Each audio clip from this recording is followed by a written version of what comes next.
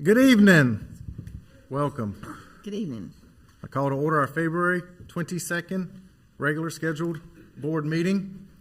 I've asked Mayor Pro Tem Larry Smith to lead us in our prayer tonight, and I have not had yet the chance to ask, but would Fire Chief Morton be willing to lead us in the pledge tonight? Thank you, sir. Please rise. Please rise. Let's pray together. Heavenly Father, Lord, thank you for the opportunity to be here tonight. Father, I pray that you'll help us as we work through the agenda tonight, that the decisions that will be made will be in the best interest of the citizens of our community. Father, we thank you for this community that we live in. We pray that you'll always bless our community. Father, we do pray for folks who are still battling the pandemic. We are heartened by a reduction in numbers, but we know there's still people out there who are suffering and struggling. We pray for them at this hour, that you'll be with them, comfort them, and heal them. Father, just pray that everything that's said and done here tonight be pleasing in your sight. Ask these things in Jesus' name. Amen.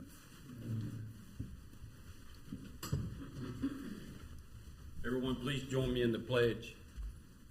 I pledge allegiance to the flag of the United States of America and to the republic for which it stands, one nation, under God, indivisible, with liberty and justice for all. Thank you.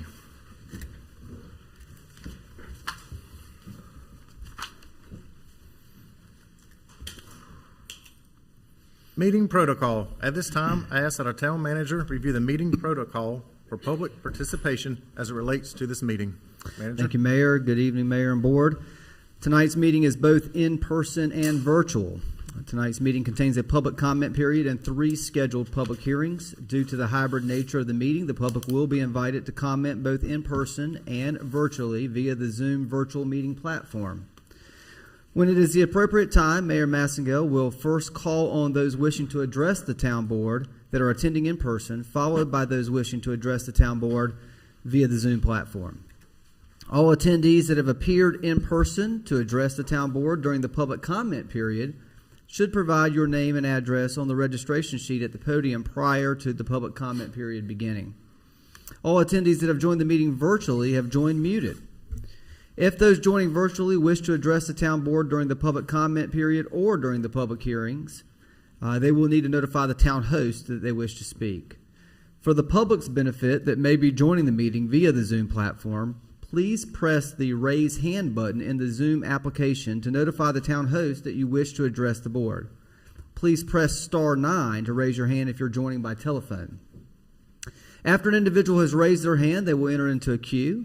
When the time for the public comment or public hearing begins, Mayor Massengale will ask the town host to recognize individuals that have notified the town host that they wish to speak by calling out their name or the last 4 digits of their telephone number. Individuals will be unmuted one at a time and invited to address the town board. We ask all those wishing to address the town board to begin their comments by clearly stating their name and address for the public record. The public is asked to keep all comments to 3 minutes so that all that wish to speak can be heard in a timely manner. And this concludes the protocol for tonight's meeting. Thank you, Manager. Next item on our agenda is the approval of the minutes from the February 7th meeting. What is the pleasure of the board? Mr. Mayor, I'd like to make a motion to approve the minutes of the February 7th, 2022 Town Board of Commissioners regularly scheduled meeting as presented and recommended. We have a motion. Do we have a second? Second. Motion and second. All in favor, say aye. Aye. Any opposed? Motion carries. Thank you. There are no items that are presentations on our agenda for tonight. Next on our agenda, we have the public comment period. At this time, the town clerk will first call on individuals that are in attendance and have registered to address the town board prior to the meeting. Following those who are in attendance, the IT director will call on individuals that have virtually raised their hand via the Zoom app or by telephone. The public comment period is a time for the public to address the town board about any matter that is not the subject of a scheduled public hearing. Those speaking are asked to begin by clearly stating your name and address for the public record. Please limit your comments to 3 minutes in order that all who wish to speak may be heard in a timely manner. Rose, do we have anyone signed up? Yes, we do. Jennifer Holt. Okay. Ms. Holt?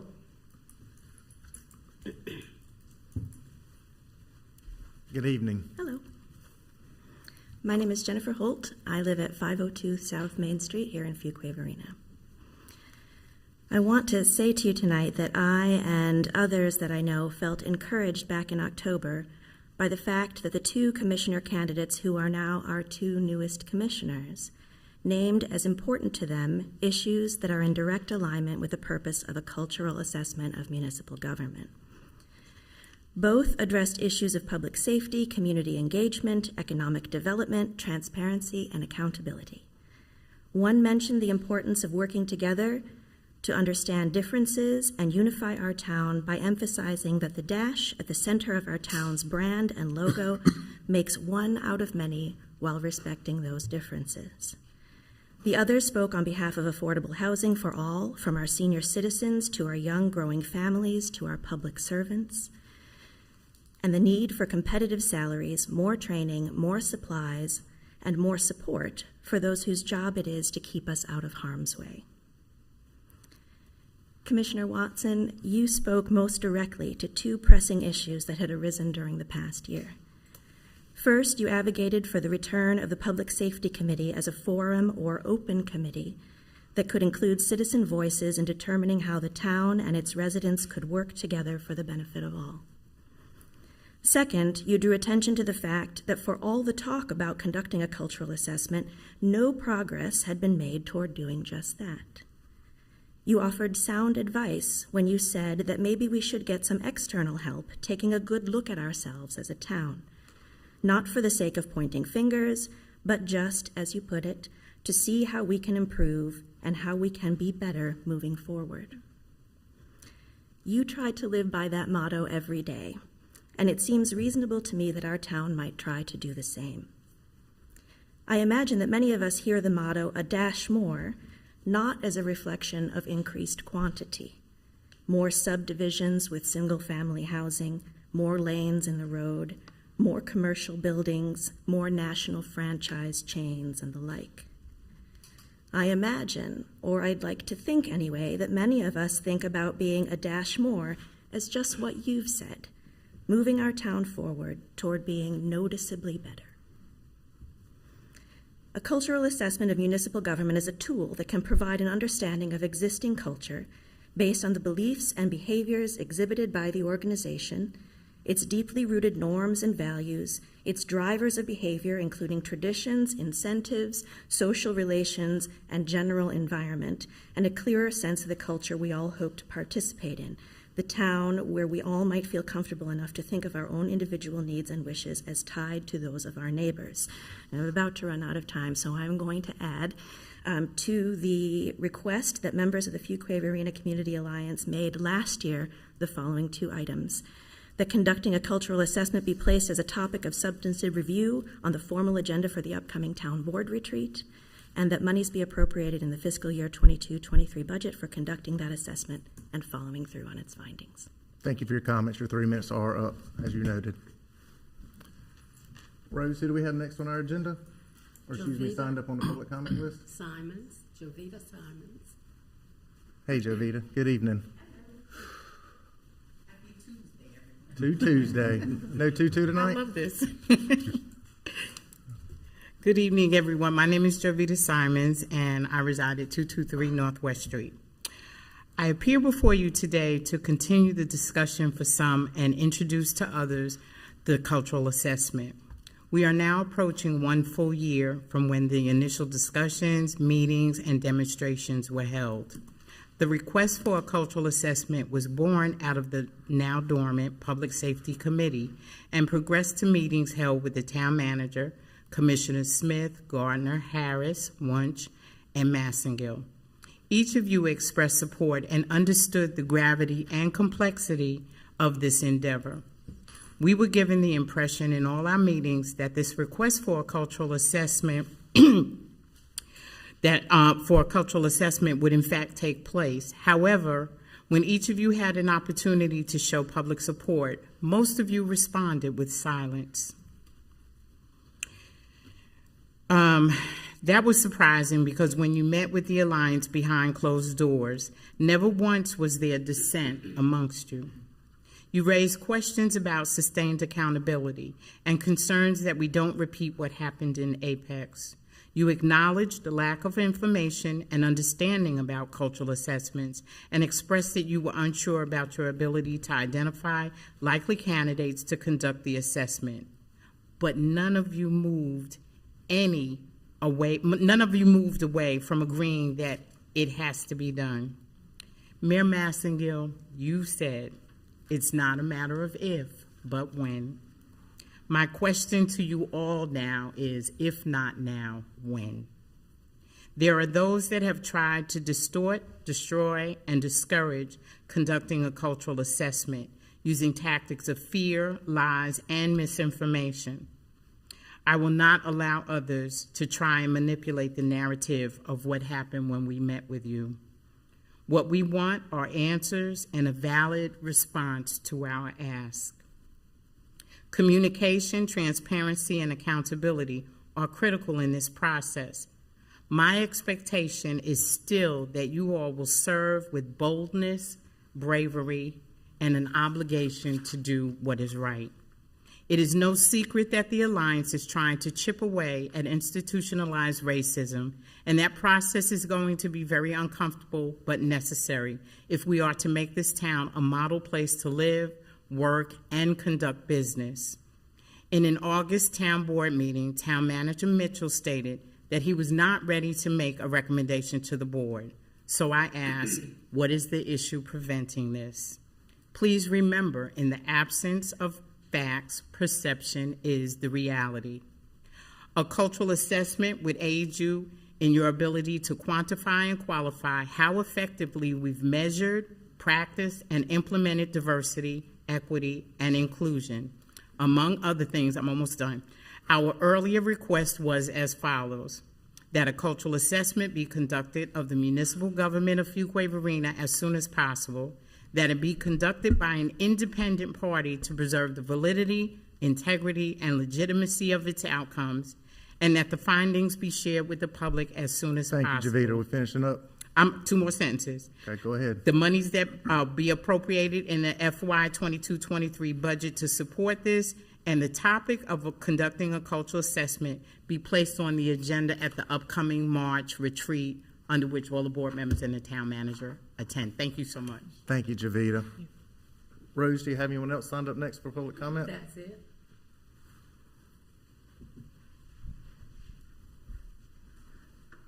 Scott, do you have anybody signed up online to make any comments? Yes, sir. We have 2 hands. Okay, go ahead. Adam Bensley, please unmute your mic. State your name and address for the record. Good evening, Adam Bensley, 1152 Dexter Ridge Drive. Last year, when the Fuquay-Varina Community Alliance was asking for a cultural assessment, all of the commissioners at the time told them yes. Mayor Byrne told them they would get what they want, and Mayor Massengill told them it was not a matter of if, but a matter of when. In the candidate forum, Commissioner Watson clearly stated her support for the cultural assessment. With all of this support, Mayor Massengill's comment of it's not a matter of if, but when comes back to the forefront. The time to commit and to start working on the logistics is now. And I'm asking you all to add the cultural assessment to your agenda for your upcoming retreat and include the assessment in next fiscal year's budget. The asks regarding the cultural assessment from last year have not changed. Conduct a cultural assessment of the Fuquay-Varina municipal government as soon as possible. The cultural assessment should be done by an independent third-party entity to preserve the integrity, validity, and sanctity of the process. In addition, a consultant should be hired to analyze, make recommendations, and proceed with the task of managing the report. And information of the entire report should be shared publicly upon completion. Thank you. Where was your address for the record? 1152 Dexter Ridge Drive. And what town is that? That's Holly Springs. Holly Springs, okay. Thank you. Scott, who do And we have also next on for the the agenda at this record, time? for Scott, the if you record. turn the next one on. Yes, sir. Emmanuel Holland, please unmute your mic. State your name and address for the record.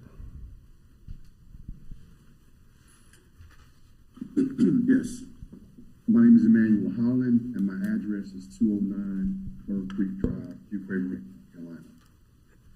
Last year, I met with a couple of town board members and had a lengthy discussion in regards to the need of the town of Fuquay-Varina to administer a cultural assessment. To my knowledge, there hasn't been any movement towards making this happen.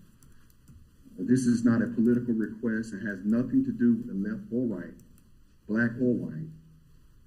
Fuquay-Varina has a diverse community, and there is a need for a cultural assessment due to the economic and cultural growth of our town.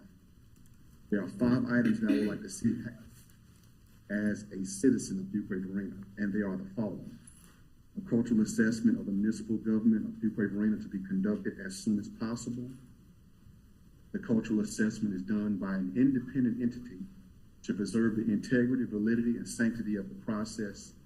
In addition, a consultant be hired to analyze, make recommendations, and proceed with the task of managing the outcomes of the report.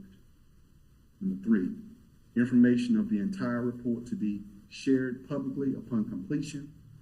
Number 4, add the discussion of the cultural assessment to your agenda during the March retreat. Number 5, please include the appropriations for the cultural assessment project in the next fiscal year budget for 2022-2023. Thank you. Thank you, Emmanuel. Scott, do you have anybody else signed up for comments? No, sir. Okay.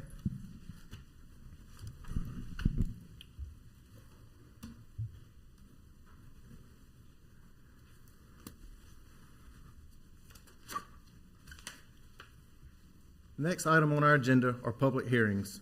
Public hearings are a time for the petitioner to present his or her request and for the public to give input and voice their favor or opposition to the request. If you wish to speak and are physically in attendance, please step forward to the podium one at a time. Provide your name and address on the registration log at the podium and clearly state your name and address for the public record. Following those speaking who are physically in attendance, the IT director will call on individuals that have virtually raised their hand via the Zoom app or by telephone. Those wishing to address the town board will be unmuted one at a time. Those speaking are asked to begin by stating your name and address for the public record. We'll ask all those addressing the town board to please limit your comments to 3 minutes in order all that who wish to speak may be heard in a timely manner. Our first public hearing of the evening is fiscal year 2022 to 2023 budget, pre-budget public input hearing. More information about this agenda item will be presented by Finance Director Crabtree and Town Manager Mitchell. And I'm going to ask our Assistant Town Manager Matthews to present this item to the board before the public hearing, Mayor. No problem. Good evening, Mayor Massengill and Commissioners. Good evening. The Town of Fuquay-Varina staff, as you're aware, is in the beginning stages of developing a draft operating and capital budget plan for the fiscal year 22 to 23 budget. The purpose of this public hearing is to solicit and receive input and feedback from the community regarding priorities and specific programs and initiatives that the public would like the town board and management to consider during budget development.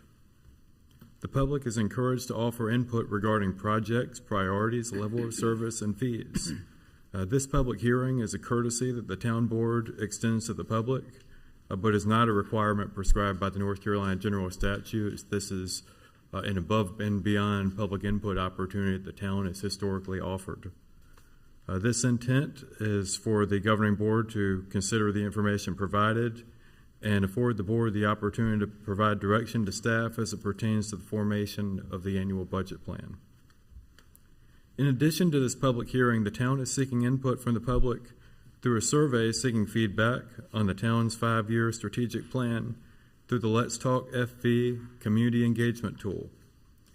The survey aims to understand community priorities to better inform the town's strategic plan initiatives and corresponding investments in the strategic plan. The survey may be accessed via the town's website and is being promoted via the town's social media pages. This survey will be up beginning January 24th and will be continued through this Friday, February 25th. So the public will have 1 month to give their input on the strategic plan and investments that should be considered as part of the budget. Management recommends holding the public hearing tonight to receive input from development of the upcoming budget And the recommendation is to hold the public hearing, to take no action, and to receive these comments as we begin formulation of the annual budget. As is customary and is required by North Carolina General Statute, there will of course be a public hearing prior to considering adoption of the budget in June. Any questions? No questions at this time. Thank you, Assistant Town Manager Matthews. The hearing is now open. Does anyone attending in person wish to provide input to the town board pertaining to the fiscal year 22 to 23 budget? Rose, do you have anybody signed up? No, no.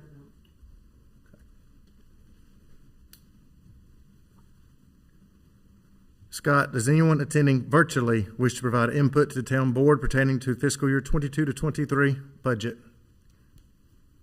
There are no hands raised. The hearing is now closed.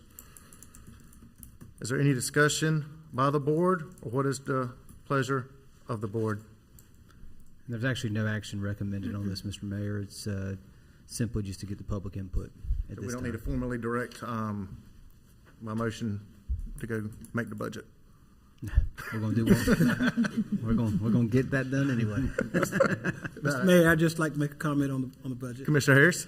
We've eloquently heard from the citizens in regards to the cultural assessment and possibly having that incorporated into our overall strategic plan and fiscal strategy for the upcoming year. And I think it's going to be imperative that we consider that as a budget line item. Even though we're meeting general statute guidelines, I think it's very important that we respond to the information we have received tonight. We know that there's been a request that we discuss this at the retreat, which is a timely place to do it. But I think to acknowledge the expressions that we've heard tonight from the citizens, it's good to make sure that in our discussions as far as the budget is concerned, that we honor and consider their request. And I don't know what that cost factor would be, but it would be good to have information in regards to the cost as we proceed in the budget deliberations. Thank you, Commissioner Harris. You're welcome. I agree. We're not allowed to comment during or respond during public comment, but I want you all to know, whether you were in person or online, that you were heard. Thank you, Commissioner Watson. Any further discussion by the board? Next item on our agenda, public hearing 7C, voluntary annexation petition, RLB Holdings, 2-1 LLC, Willow Springs, Dollar General. We skipped 7B. 7B. Might be better to do that one first. All right, let's go backwards for the night. Before we do 7C, we're going to do 7B. 7B is a public hearing voluntary annexation petition, GCAM Broadwell, Malin Ridge Subdivision, 751 Coley Farm Road, ANX 2022-03. More information will be presented by Planning Director Davison. Let's do 7B, not 7C. Sounds good. I'm submitting the agenda abstract and supporting documents into the official records of the town. The purpose of this agenda item is to consider an annexation ordinance extending the corporate limits of the town of Fuquay-Varina following receipt of a petition for voluntary annexation of property owned by GCAM Broadwell, the Malin Ridge subdivision, containing a total of approximately 8.644 acres. The property contains approximately 8.644 acres and is non-contiguous to the town's corporate limits. Water and sewer services are available to the property, and the property would receive municipal trash services. At the February 7th, 2022 meeting, the town board instructed the town clerk to investigate the sufficiency of the applicant's petition for voluntary annexation. The town clerk certified that the petition was sufficient and meets the requirements prescribed by the North Carolina General Statutes. The town board also adopted a resolution setting a public hearing for February 22nd, 2022 town board meeting. The present total value of this property is $379,240. The motion is to adopt the annexation ordinance to extend the corporate limits of the town of Fuquay-Varina to include property owned by GCAM Broadwell, the Malin Ridge subdivision, ANX 202203, as presented and recommended. I'm available for any questions. Thank you, Director Davison. No questions at this time. The hearing is now open. Does anyone attending in person wish to speak in favor of the voluntary annexation petition?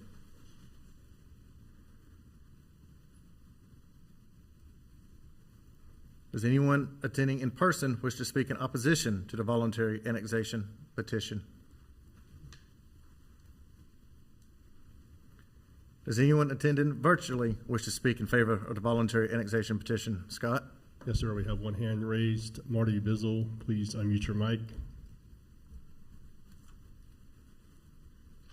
Mr. Bizzle, go ahead. Good evening, Mr. Mayor and Commissioners. My name is Marty Bizzle with Bass, Nixon and Kennedy Engineers, 6310 Chapel Hill Road in Raleigh, 27607. We're the engineers and surveyors for the 751 Coley Farm Road annexation request, and we respectfully request your consideration and approval of this annexation. Thank you. Thank you. Scott, anybody else signed up virtually to speak in favor? No, sir. Scott, how about anybody signed up virtually to speak in opposition? No hands are raised. Hearing is now closed. Any discussion by the board, or what is the pleasure of the board? I do have one question, Mr. Mayor. Is the property to the south of that, look, if the map is coordinated where the property's to the north, is that property to the south in the city? Has it been annexed? The property to the south? Yes, sir. The subdivision to the south, yes. Okay, it is, okay. It is. I was just a little confused when it said non-contiguous. I mean, I thought it was against at least a kind of a satellite type subdivision has been annexed. That's correct. Okay, that's all I had. I just want to make sure I understood that. Any further discussion or questions by the board? Not, I entertain a motion. Mr. Mayor, I make a motion to adopt the annexation ordinance as presented and recommended. We have a motion. Do we have a second? Second. Motion and second. All in favor say aye. Aye. Any opposed? Motion carries. Thank you. Next on our agenda, we're going to get to Director Davison's item 7C. Voluntary annexation petition, RLB Holdings 2-1 LLC, Willow Springs, Dollar General, 1729 NC 42 Highway, Willow Springs, ANX 2022-04. More information about this agenda item will be presented by Planning Director Davison. Thank you. Thank you. I'm submitting the agenda abstract and supporting documents in the official records of the town.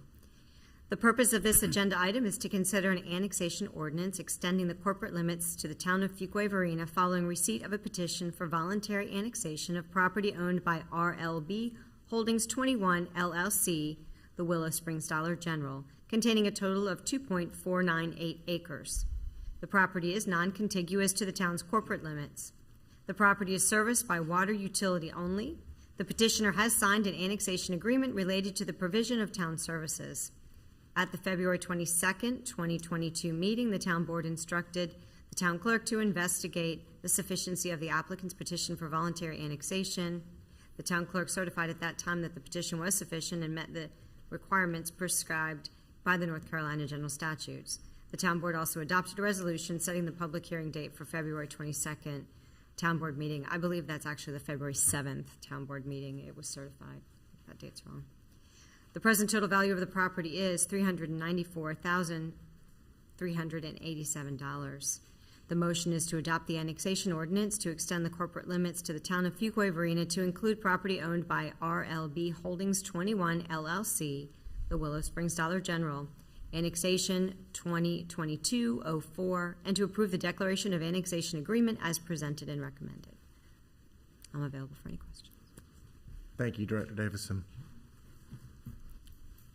The hearing is now open. Does anyone attending in person wish to speak in favor of the voluntary annexation petition?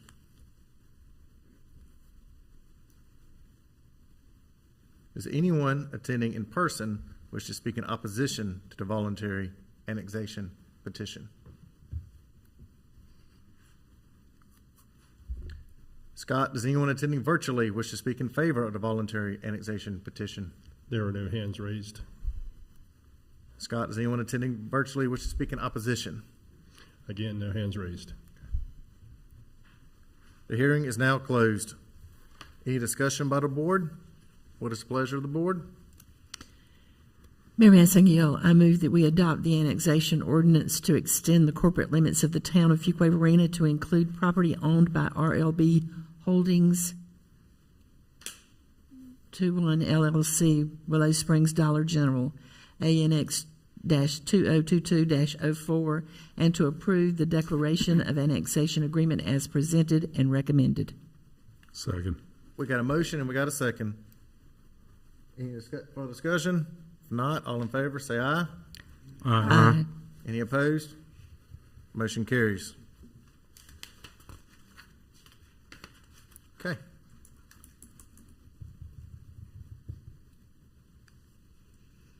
Next item on our agenda is the consent agenda. What is the board's pleasure on the items on the consent agenda? Mr. Mayor, I'll make a motion that we approve consent agenda items A and 8A and 8B as presented and recommended.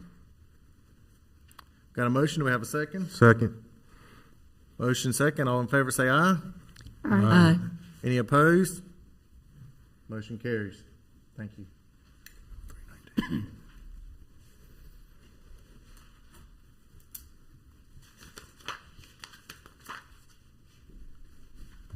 Next item on our agenda is the first administrative report of the evening. 10A, contract award. North Carolina Highway 55 at Northeast Judd Parkway intersection improvements. Ncdot project HL-0042 design. Engineering Director Poland, it's an exciting item for you tonight. You got a lot of exciting items tonight. Yes, sir. Good evening, Mayor, fellow commissioners.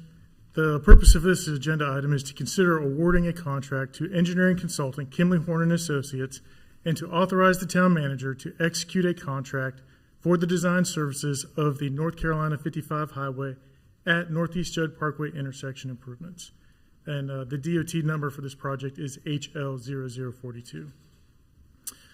The town successfully secured locally administered projects program funding, or LAP, during the town's 2019-2020 fiscal year to undertake operational transportation improvements at the NC Highway 55 at Northeast Judd Parkway intersection. Town staff and Ncdot staff have identified this specific intersection as an area of high traffic congestion issues. The primary traffic movements creating delays are north and westbound right turns onto NC 55 from Northeast Judd Parkway.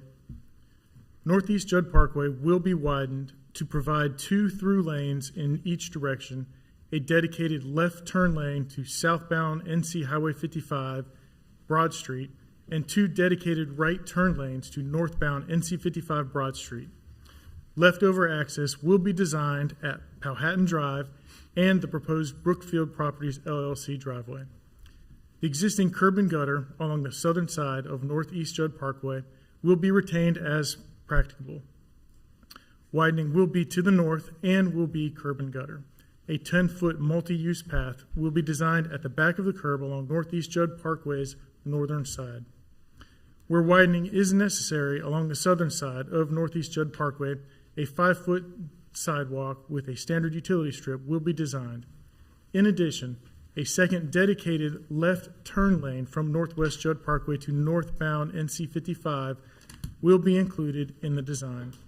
Approximately 2,000 linear feet of roadway improvements are included with this scope of services. The town board approved Kimley Horn & Associates in 2019 as one of the professional engineering firms available for on-call services for hire to design federally funded transportation projects. Currently, Ncdot has issued preliminary engineering authorization and has approved the town's on-call selection of Kimley Horn & Associates. Kimley Horn & Associates' initial scope and fee to design this project was $239,399.63. Staff worked with the firm to refine the scope and negotiate a better design fee, reducing the fee to $214,613.20. Prompt execution of these contracts is necessary to expedite federal funding obligations. Therefore, town staff requests that the town board authorize the town manager to execute the contract with Kimley Horn and Associates to design the Northeast Judd Broad Street operational improvements. And we do have a fiscal note, a project ordinance in the amount of $1,895,133. The project's total estimated cost was established during the town board meeting in May of 2019. The Federal Highway Administration is providing 80%, which is $1,516,106 of this project's funding through the LAP grant program. The LAP grant funding program that requires the town to provide the remaining 20%, which is $379,026. On August 5th, 2019, the town board approved an infrastructure agreement between the town and Brookfield Properties. This agreement established that Brookfield Properties would cover funding for the town's 20% match of this project. This agenda item is to execute a contract with Kimley Horn and Associates for the design services of this project in the amount of $214,613.20.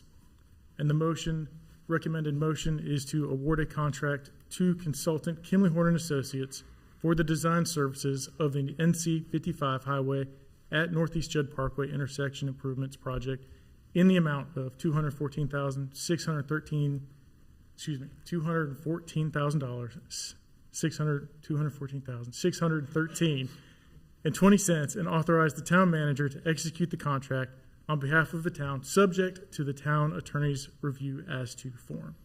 Engineering director, not finance officer. That is correct. Engineering Director Poland, this is a exciting time. This project we started discussion, just as you mentioned, in 2019 with community feedback, and that we knew this was a problematic intersection that needed to be done.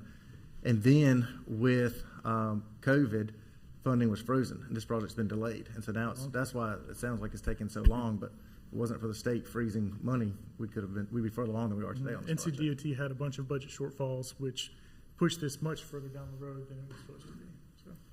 And so this intersection, Judd Parkway, has been a huge asset to our town, as we know, and right here.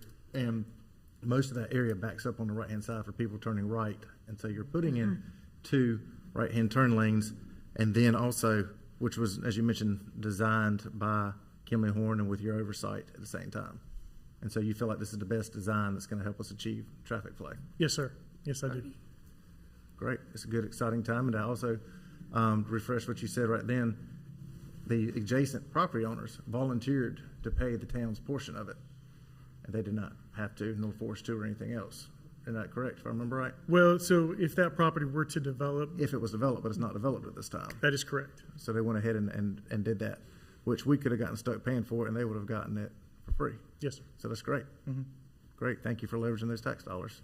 Yes, anybody else have any questions or comments from the board? I'm just a little confused because some of this has already been done, correct? There are now two right turn lanes right there at Food Lion. There is a dedicated left, through, and right. This project will give us two throughs and two rights. Okay, so right now there's only one through, so it's going to make it two, which would be nice because there are already two rights. There should be just one left, one through, and one right. Okay. Yeah. And the other lane will be, I guess, coming, what would that be, coming from Wilburn across NC Highway 55. That will now be, I guess, you will make a U-turn possibly to go back to Food Line? Could you repeat that question? As you're coming south on 55? Yeah, if you cross, if you're crossing over from Wilburn Road to Judd Parkway, and there, because originally, and I'm saying this because I make that turn all the time, going into Food Line. Mm-hmm. Now there will be a median, and then you'll go down and make a U-turn to come back around, possibly to come back to Food Line. Yes, I think it's great. Okay. Right. Okay. Director Poland, what he's describing on that map right here that we're looking at, you see the red concrete island? Yes. Yes. So you can't take a left into Food Lion now. You will not be able to take Okay. it. But instead that is going to be a dangerous turn. Yeah. You know, with the amount of traffic that it's increasing on Northeast Judd Parkway, it'll be much safer to have this median down through there. It was a dangerous I turn agree. anyway, because it really wasn't a turning lane in the beginning, so it was a dangerous turn for most people anyway. And a lot of You people so you'd be block it. turning left and going north and taking that another entrance into that parking lot, correct? Correct.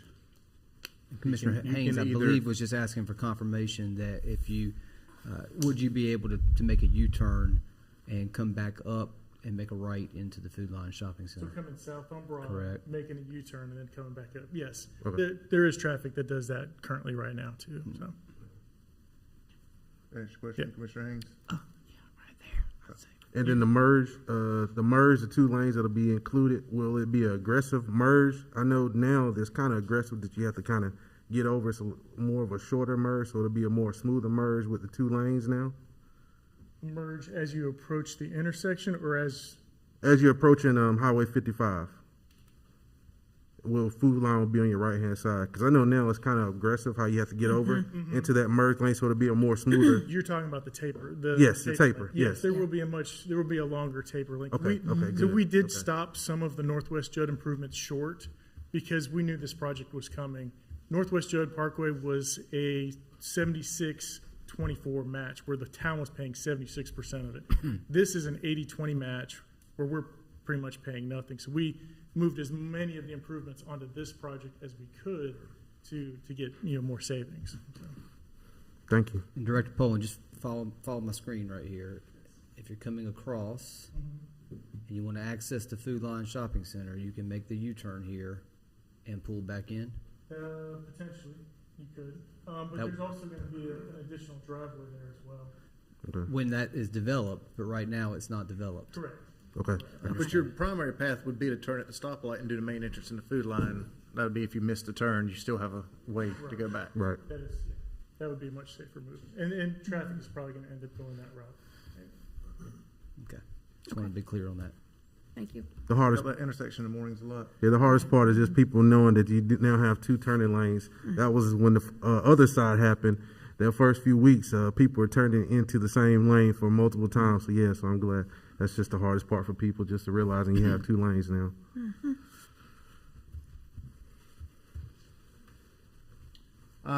Last question for entertain a motion right here. Matt, when do you think that this project will be complete? So we're going to go to design. We're thinking construction authorization. We got to work through design, right of way and easements, and then construction authorization. Each different federal funding phases, and we're hoping to get construction authorization probably this fall. If not, probably this fall of 2022. So then, once we get construction authorization, we can advertise it, bid it, and then jump through some more DOT hoops to get DOT concurrence. And I'm thinking probably early 2023 we start construction. And the reason I say that is simply the time it takes, once we decide a project to do, to move forward on it, how long it takes to be able to get all the approvals, whether we're paying for it or not paying for it. It just takes time to go through that. Yeah, you got to jump through all the different federal hoops. It's a lot of paperwork. We're just glad to be in the process now, since we've been held up by COVID. We're just glad to be moving forward. That's right. Yes, Absolutely. ma'am, Commissioner Gardner. Okay, entertain a motion. Mr. Mayor, I make a motion to award a contract to consultant Kimley Horn and Associates for the design services of the NC 55 highway at Northeast Judd Parkway intersection improvements project in the amount of $214,613.20 and authorize the town manager to execute the contract on behalf of the town, subject to the town attorney's review as to form. Got a motion. Do we have a second? Second. Motion second. All in favor say aye. Aye. Any opposed? Motion carries. Thank you. Next on our agenda, we're going to have Director Poland up here for a little while for an exciting night of projects that are getting designed. We have our 10B contract award, Sunset Lake Road widening, Phase 2, Ncdot project HL-0027, design, Mott McDonald. Mr. Engineering Director. The purpose of this agenda item is to consider awarding a contract to engineering firm Mott McDonald and to authorize the town manager to execute a contract for the design services of the Sunset Lake Road Widening Phase 2 project And this DOT project number is HL0027. This current phase of the Sunset Lake Road widening project is the second phase of the Sunset Lake Road, Purfoy Road, and Main Street Improvements Project, approved by the town board as part of the town's 2015 Transportation Bond Program.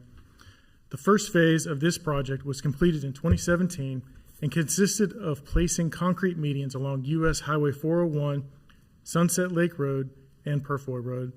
The first phase of construction was delivered significantly under budget due to the town staff's ability to successfully coordinate with Ncdot during their resurfacing of U.S. Highway 401. The first phase of improvements alleviated the congestion at the intersection, but further improvements are necessary to address existing traffic issues and mitigate future traffic issues related to the town's growth. Phase 2 of this project will provide additional travel lanes across the Norfolk Southern Railroad and build additional storing traffic entering the U.S. Highway 401 and North Main Street intersection. Phase 2 of this project was awarded funding through the locally administered projects program for the federal fiscal year 21-22. Currently, Ncdot has issued preliminary authorization and has approved the town's on-call selection of Mott MacDonald. The town board approved Mott MacDonald in the 2019 as one of the professional engineering firms available for on-call services for hire to design federally funded transportation projects. Mott MacDonald's initial scope and fee to design this project was $384,369.02. Staff worked with the firm to refine the scope and negotiate a better design fee, reducing the fee to $236,231.88. Prompt execution of these contracts is necessary to expedite federal funding obligations. Therefore, town staff requests that the town board authorize the town manager to execute the contract with Mott MacDonald to design the Sunset Lake Road Widening Phase 2 project, HL0027. In our project ordinance, a project ordinance amendment of $1,312,207 to recognize LAP grant funding for Phase 2 of this project was amended during the town board meeting on March 16th, 2021. This amendment brought the total project ordinance to an estimated total project cost of $1,640,259.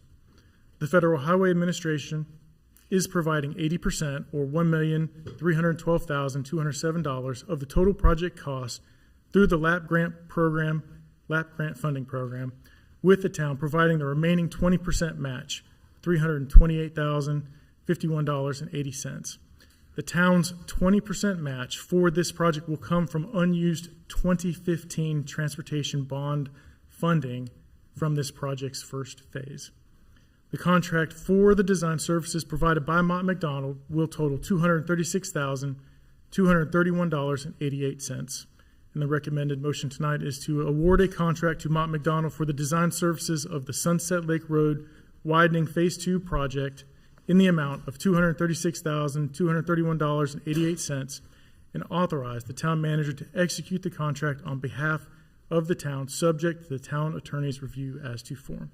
And with that, I'd be happy to answer any questions. Mr. Mayor, I have a question. Go ahead, Commissioner Harris. I just out of curiosity, the initial scope proposed by Mott MacDonald and the proposal work with the staff, there's a significant difference between those two amounts. How did that impact the initial design as proposed to the design we have now?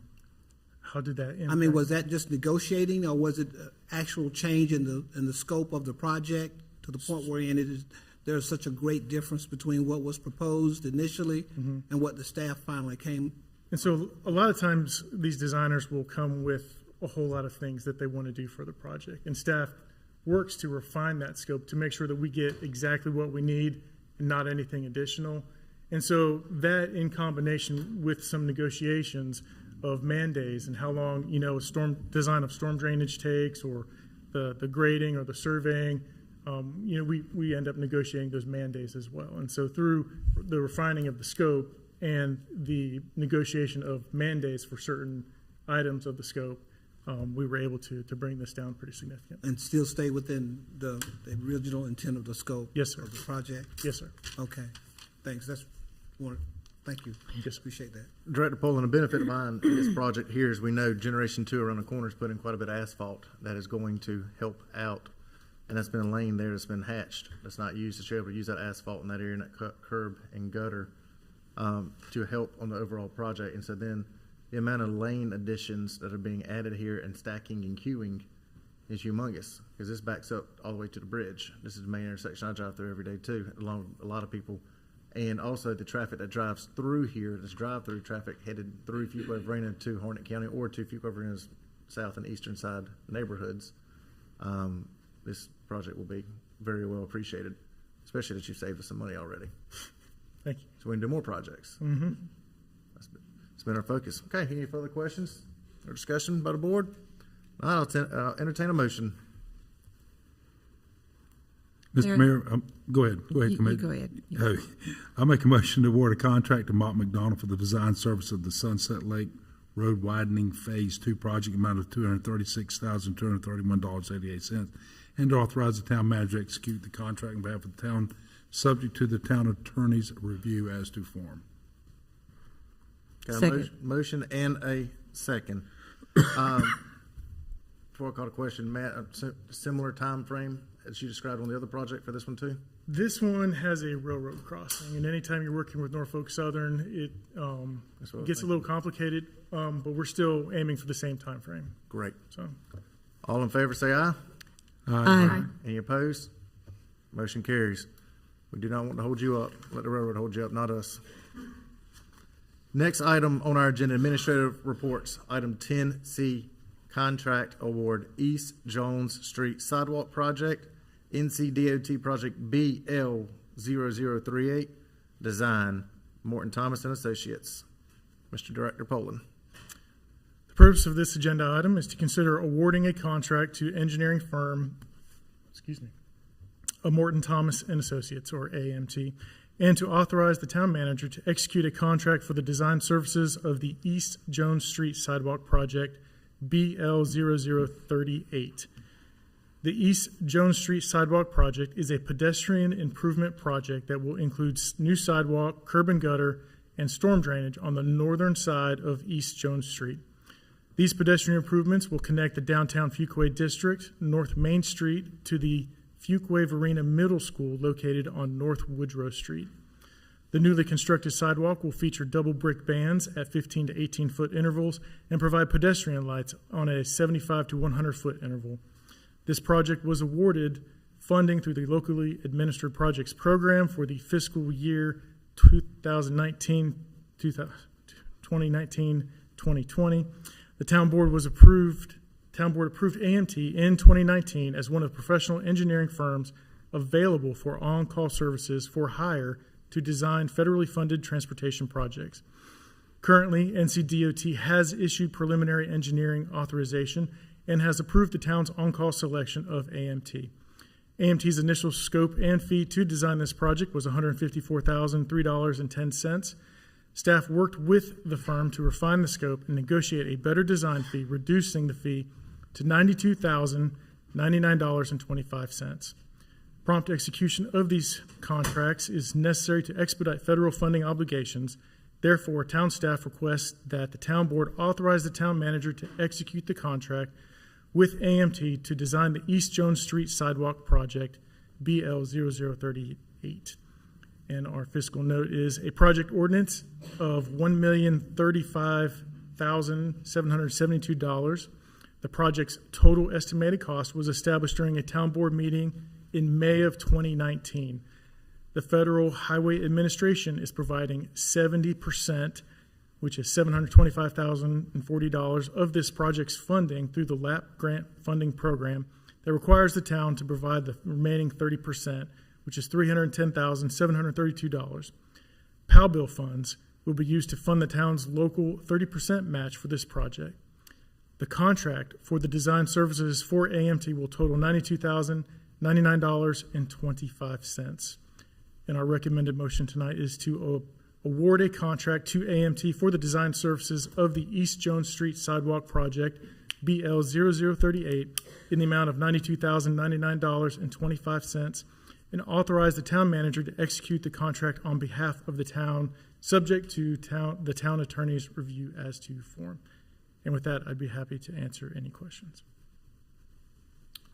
Director Poland, this is another project that we've waited on funding on, and you've worked hard for. This scored well with our funding because it's connecting the middle school back up to Main Street, which gives them a direct artery into our downtown and accesses there. Just like I know we have sidewalks on Woodrow Street, but it gives them and Academy Street, but it gives them a secondary route where presently kids are walking down the middle of the street, and there's also kids programming along that street with a dance studio and some other things right here. And so simply from a safety standpoint, this scored well and was able to get a lot of funding for that too. Yes, sir. Thank you. Board have any questions in regards to this? We like grant money. If not, I would entertain a motion. Mr. Mayor, make a motion to award a contract to AMT for design service of the East John Street Sidewalk Project, Ncdot Project BL 0038 in the amount of $92,099.25. To authorize the town manager to execute the contract on behalf of the town, subject to town attorney's review as to form. We got a motion. Do we have a second? Second. Motion second. All in favor say aye. Aye. Any opposed? Motion carries. Thank you.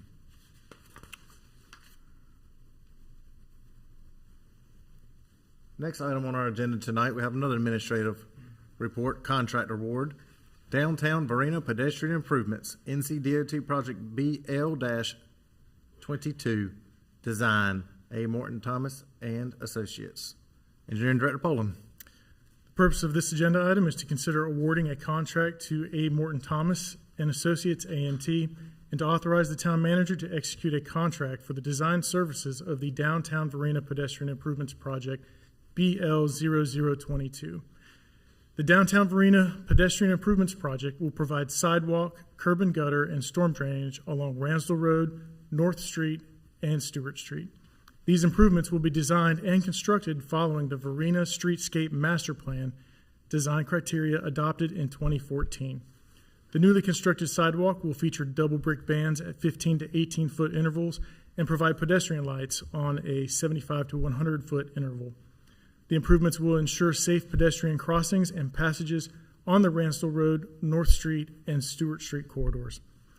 This project was awarded funding through the Locally Administered Projects Program for the fiscal year 2021-2022. The town board approved AMT in 2019 as one of the professional engineering firms available for on-call services for hire to design federally funded transportation projects. Ncdot has issued preliminary engineering authorization and has approved the town's on-call selection of AMT.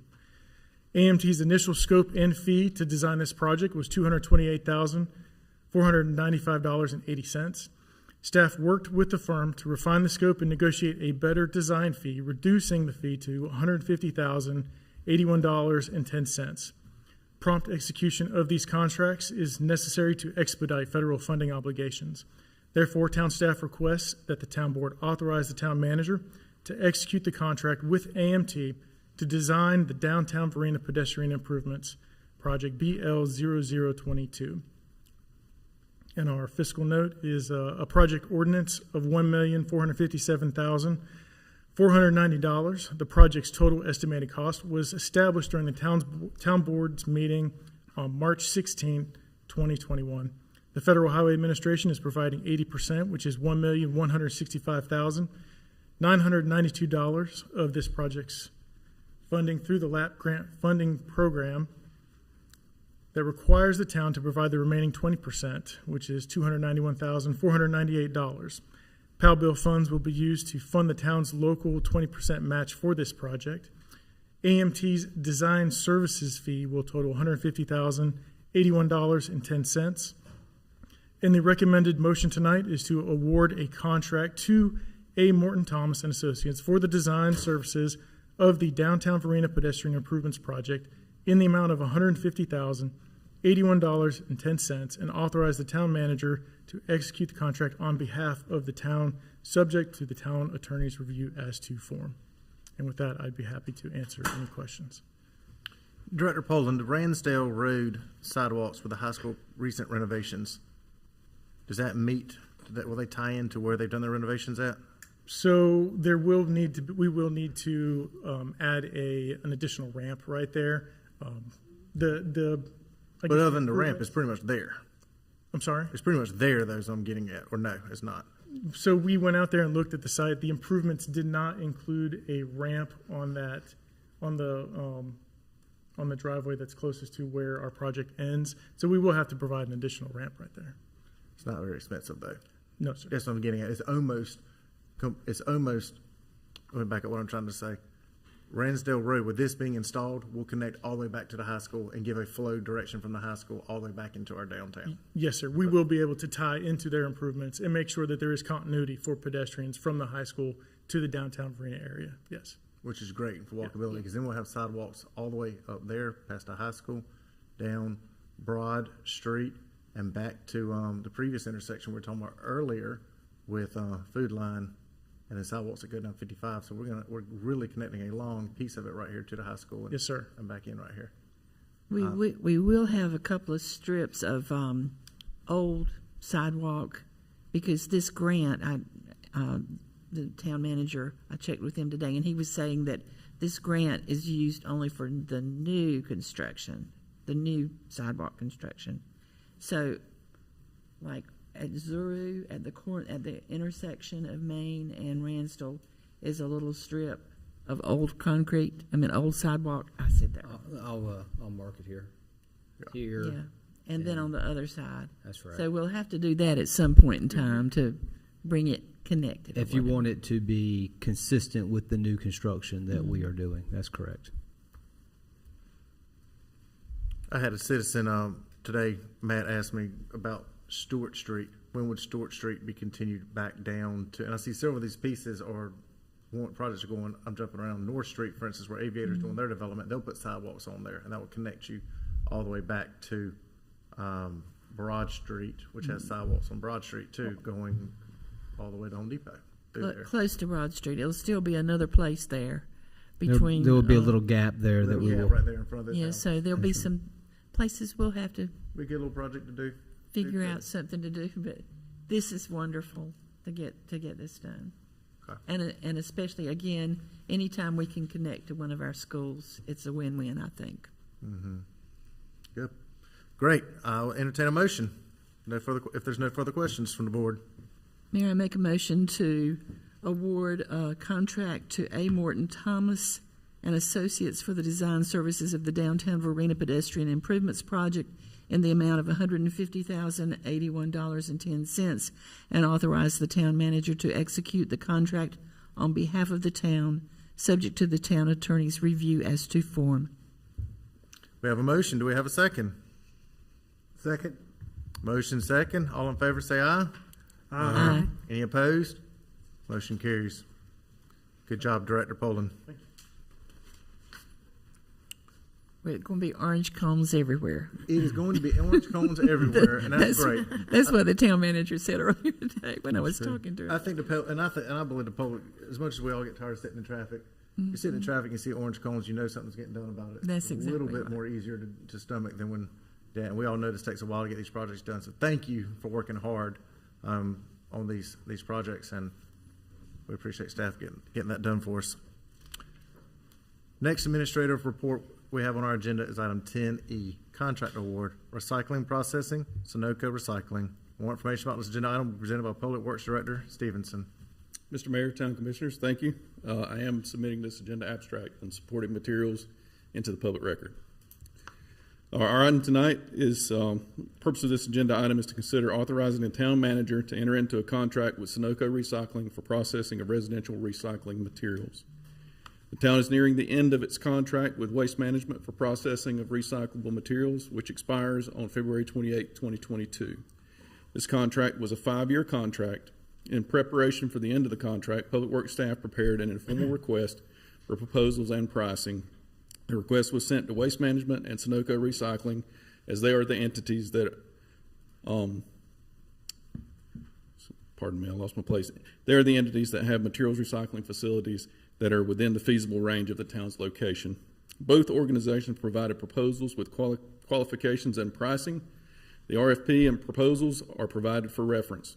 Please note that some of the pricing information is considered confidential proprietary information for the proposers, and those pages have been removed from the proposals. So if you see the missing pages, it was confidential information. Public Works staff and Assistant Town Manager Matthews evaluated both proposals and interviewed both vendors to clarify and refine proposed terms in an effort to reach terms most favorable to the town. The proposals are based on the same marketable items and similar acceptable recyclables. The request for proposals asks for a price estimate based on the weakest, strongest, and current recyclable markets from the past 5 years. A table summarizing those estimates is included for your reference. The results of the staff analysis is that Sunoco Recycling has provided the best proposal for the town, specifically in that the town would receive the highest net value for recyclables under most market scenarios. Based on the staff's analysis of the price proposals, Sunoco and Waste Management will provide similar value, with Waste Management costing $2.01 less than Sunoco in a negative or minimum recycling value market. However, under the current more favorable maximum market value conditions, Sunoco's proposal for the current and maximum valued market shows a rebate advantage of $15.86 to $15.91 per ton. Last year, the town processed 2,200 tons of recyclables. For this tonnage, a difference of $16 per ton equates to about $35,000 per year. Additionally, the Sunoco MRF is approximately 9 miles closer than the Waste Management MRF, which represents about 6,500 miles saved per year driving to the MRF. Sunoco's proposal was based on a lower processing fee, and their charge for contaminated loads was also lower. Town staff has checked with Sunoco's references from current municipal customers who have had lengthy and successful contract relationships with Sunoco. Management and staff recommended the town board authorize the town manager to enter into a recycling contract with Sunoco Recycling subject to town attorney review as to form, and a draft contract is included in the agenda materials. Town management and the Public Works Director expect to begin taking recycled materials to Sunoco beginning March 1st, 2022, which is actually going to be March 3rd because we do recycle on Wednesdays, March 1st being the Monday. In the unlikely event that the town manager is not able to reach an agreement with Sunoco on acceptable terms, the town manager would make an effort to extend the current agreement with Waste Management for up to 60 days and negotiate terms of a new long-term agreement with Waste Management to be brought to the town board. Fiscal note, this item is a service contract with Sunoco Recycling for processing of recyclable materials collected by the town. The service is budgeted in the sanitation budget. During times of high recyclable values, the town receives revenue from the value of recyclable materials. When the recyclable values are lower, the town pays a fee. However, this fee is typically less than the cost of landfill disposal. The market is currently in a cycle of moderate to high values for the foreseeable future, and the town is currently receiving a credit. Kevin Fisher, the local procurement manager for Sunoco, is here with us tonight, and the manager of the local MRF is also here with him. And so with that, I would propose a motion to the town board to authorize the town manager to enter into a contract with Sunoco Recycling for recycling services subject to the town attorney review as to form. I'd be glad to answer any questions. Not only is that a cost savings from cash flow standpoint, it's going to be a cost savings from mileage, wear and tear on vehicles, and staff time, gas, each of those different items right there. And so that's very positive. Yes, sir. And there, I noticed there's two gentlemen here from Sunoco Recycling here tonight I spoke to before the meeting, and as long as I've been on the board, Tracy, this is the first time I can remember a representative coming down here during a proposal like this for from a third party. So thank y'all for coming too tonight. I like it when we save money. That's kind of the theme of tonight. Anyone have any further questions on the board? Just a question, quick question. The other municipal customers, can you name those customers? They're currently, towns similar to our size? Or? Raleigh, and we spoke with Raleigh and I believe Durham as well. And so yeah, they're doing those two. We're, right now, Raleigh, Cary, Durham, and us are the only municipalities that are directly doing recycle, and their third parties are doing the others. Okay, all right. Thank you. Any further discussion or comments from the board? All right, I'll entertain a motion. Mr. Mayor, make a motion to authorize the town manager to enter into a contract with Sunoco Recycling for recycling services subject to the town attorney review as to form. Got a motion? Do we have a second? I'll second. Motion second. All in favor say aye. Aye. Any opposed? Motion carries. Thank you. Thank you for coming tonight, gentlemen. I like that we're one of the ones that makes recycling easy for our citizens. Yeah, that's important. I get a lot of compliments on our recycling and sanitation department right there on the ease of it. And if they find a material that is not recyclable, they do pull that out and take everything else, and that's pretty good. You know, a lot of places would just simply ignore everything and not take anything, and then the customer or the resident does not realize what happened or why things are not gone. And so, you're right, Commissioner Gardner. Next on our agenda, we have administrative reports. Item 10F, consultant selection, master plan, Hilltop Needmore Town, Park, and Preserve. More information about this will be presented by Parks and Recreation Director Cox.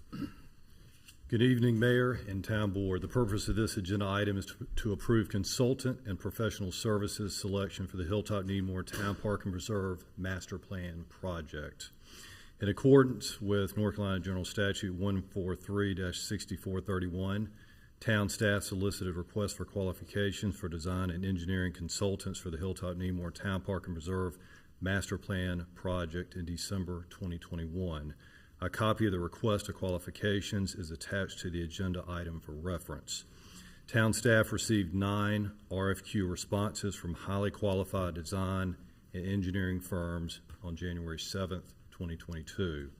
The RFQs were reviewed and scored by a selection committee consisting of Assistant Town Manager Mark Matthews, Public Works Director Tracy Stevenson, Engineering Director Matt Poling, Assistant Parks and Recreation Director Anthony DiMarzio, Recreation Program Superintendent Beth Stevenson, Senior Recreation Support Specialist Jerry O'Connell, and myself. Based on the scoring criteria established in the request for qualifications, CLH Design, McAdams, and McGill scored the highest and were invited to interview with the town on Friday, February 11th, 2022. The interview panel consisted of the following town staff: Town Manager Adam Mitchell, Assistant Town Manager Mark Matthews, Engineering Director Matt Poling, Assistant Director of Parks and Recreation Anthony DiMarzio, and myself. The RFQ submitted by CLH Design and interview presentation demonstrated extensive relevant project experience, a very capable project team, a history of successful related projects, and displays an exceptional understanding for the project. CLH Design has previously designed the Station Park Master Plan in Knightdale, North Carolina, Raleigh River Bend Park Master Plan and Annie Wilkerson Nature Preserve in Raleigh, and Gateway Nature Preserve and Master Plan in Winston-Salem, North Carolina. Furthermore, CLH Design has partnered with Weston and Sampson, who specializes in environmental recreation and has completed numerous park development projects throughout the United States. CLH Design has extensive experience working with government clients, including neighboring municipalities of Apex, Holly Springs, Knightdale, Cary, Clayton, Rollsville, Wake Forest, and larger municipalities like Raleigh, Greensboro, Rocky Mount, and Winston-Salem. Staff and management recommend the approval of consultant selection of CLH Design team. The fiscal note: if selected by the town board, town staff will work with CLH Design to develop a scope of work and fee that aligns with the master plan project identified in FY22 budget and anticipates bringing a negotiated scope and fee with terms to a future town board meeting for consideration. The recommendation by motion tonight designates CLH Design as the best qualified firm for master plan services for the Hilltop Needmore Town Park and Preserve project, consistent with North Carolina General Statute 143-6431 and authorize the town manager or designee to negotiate scope and fees subject to the town attorney review as to form. In addition, McAdams is designated as the best qualified firm. I'll be happy to answer any questions the board might have. Thank you, Director Cox. Another exciting project coming up. Any further questions or discussion by the board? This project's been long awaited too, so I entertain a motion by the board. Mr. Mayor, I make a motion to designate CLH Design as the best qualified firm for master plan services for the Hilltop Needmore Town Park and Preserve project consistent with North Carolina General Statute 143-64-31 and authorize town manager or designee to negotiate scope and fees subject to the town attorney review as to form. In addition, McAdams is designated the next best qualified firm. We got a motion. Do we have a second? I'll second. A motion second. All in favor say aye. Aye. Any opposed? Motion carries. Thank you. Next item on our agenda is other business. Manager Mitchell. Number of things to discuss with the town. Get my microphone back on here.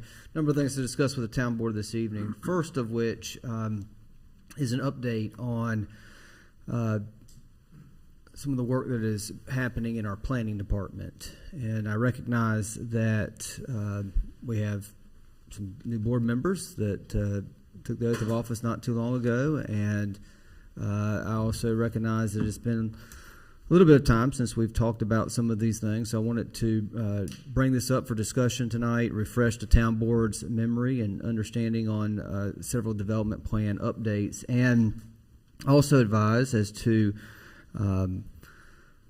the process that we have been taking as of late. And so let's move back into history just for a moment and remind the board and for those who may not be familiar, inform that in the 2016 timeframe, we embarked on a pretty lengthy process of updating, rewriting our land use plan.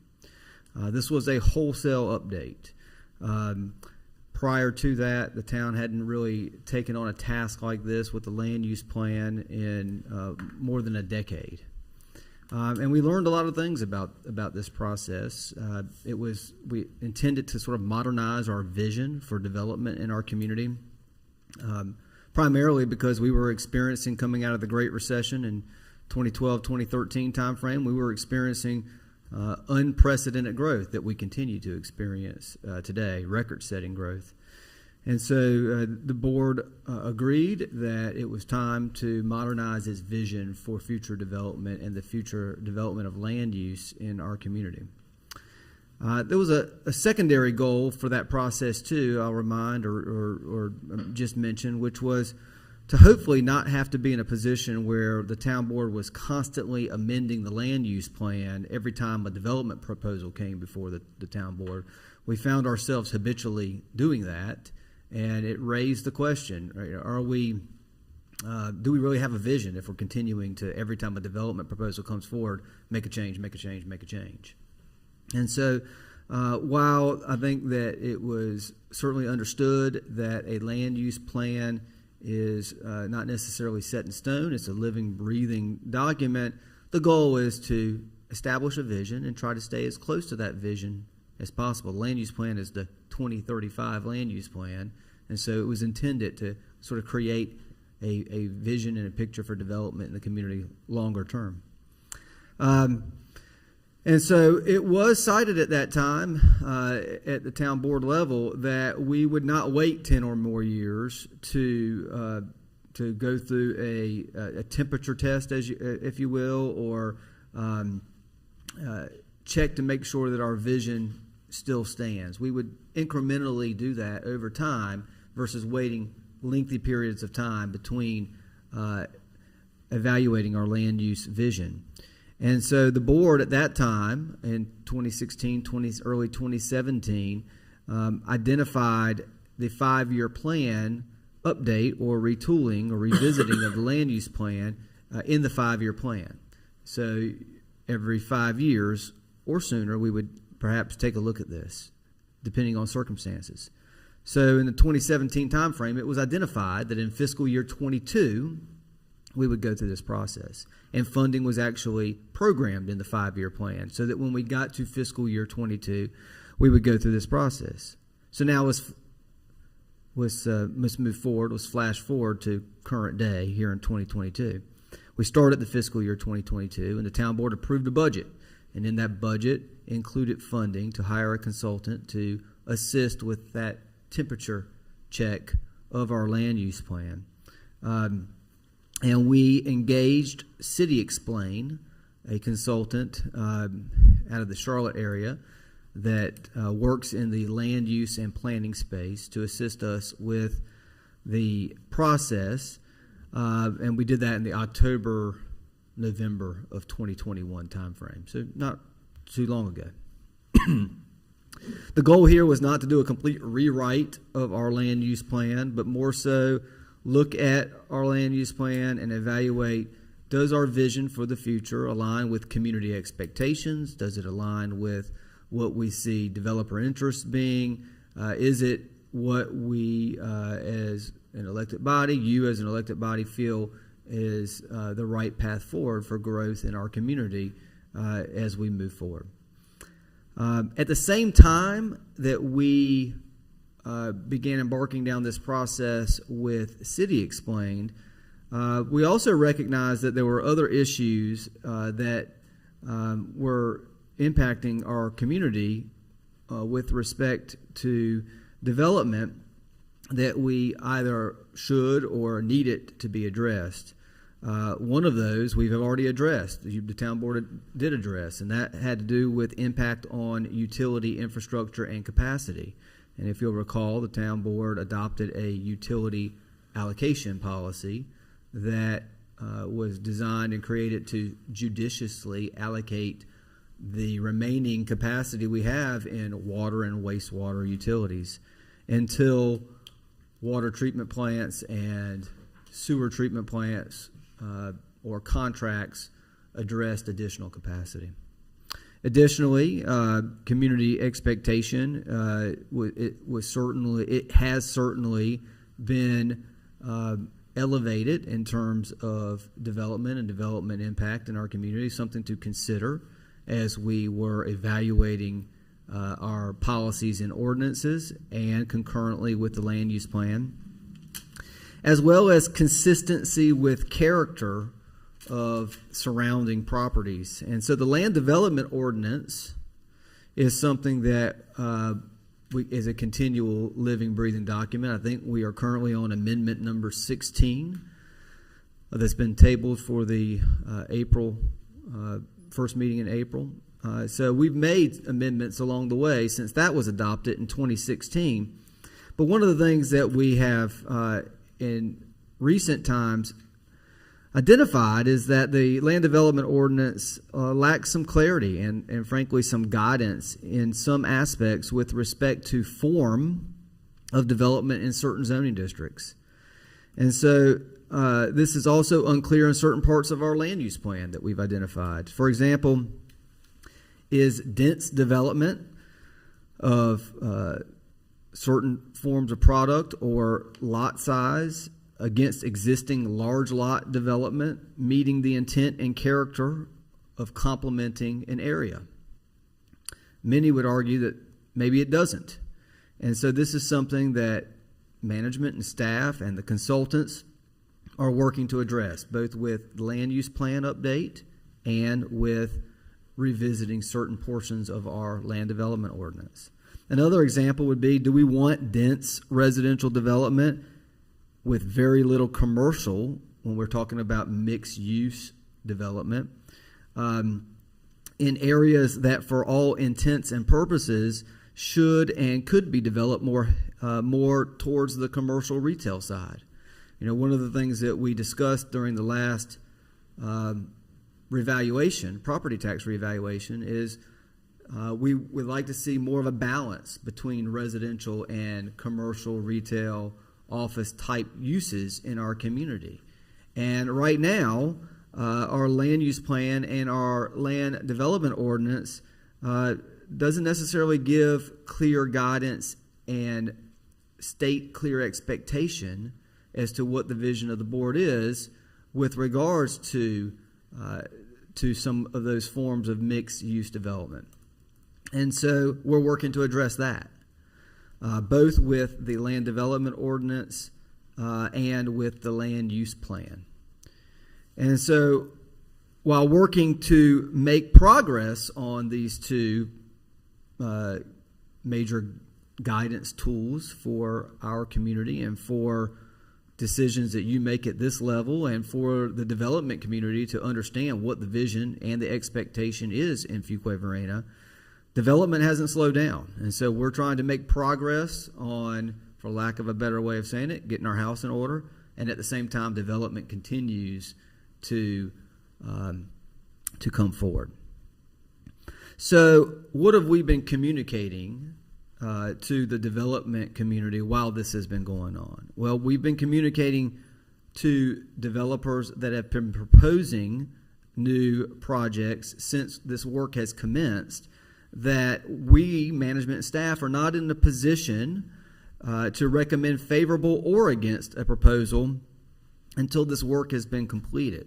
We feel like that there's a process in place, we're in motion, and in order for us to give the right and appropriate advice to the town board, we ought to see what the deliverables and the outcome from this process bring forward. And so for all development that has come in since we've started the land use plan update and our review of the land development ordinance, that's what we've been saying to them is, we need a little time to let this process work its way forward, and I'll talk about schedule in just a moment. And let's let this process play through, and then the town board can have and make informed decisions about the vision for development moving forward. And then when your proposal comes forward, they'll be prepared to determine if it meets the vision of the community or not. I do have to acknowledge that there were a handful of projects, development proposals, 4 to be exact, that were arguably either not in accord or consistent with our current land use plan, or clearly were not within character or aligned with the character of the surrounding property or developments, or did not meet what staff understood the town's board vision for development in that area to be, that had been in a process with us for several months. Had been in the pipeline. So these were projects that came before we began and initiated the land use plan update and our review of the land development ordinance. And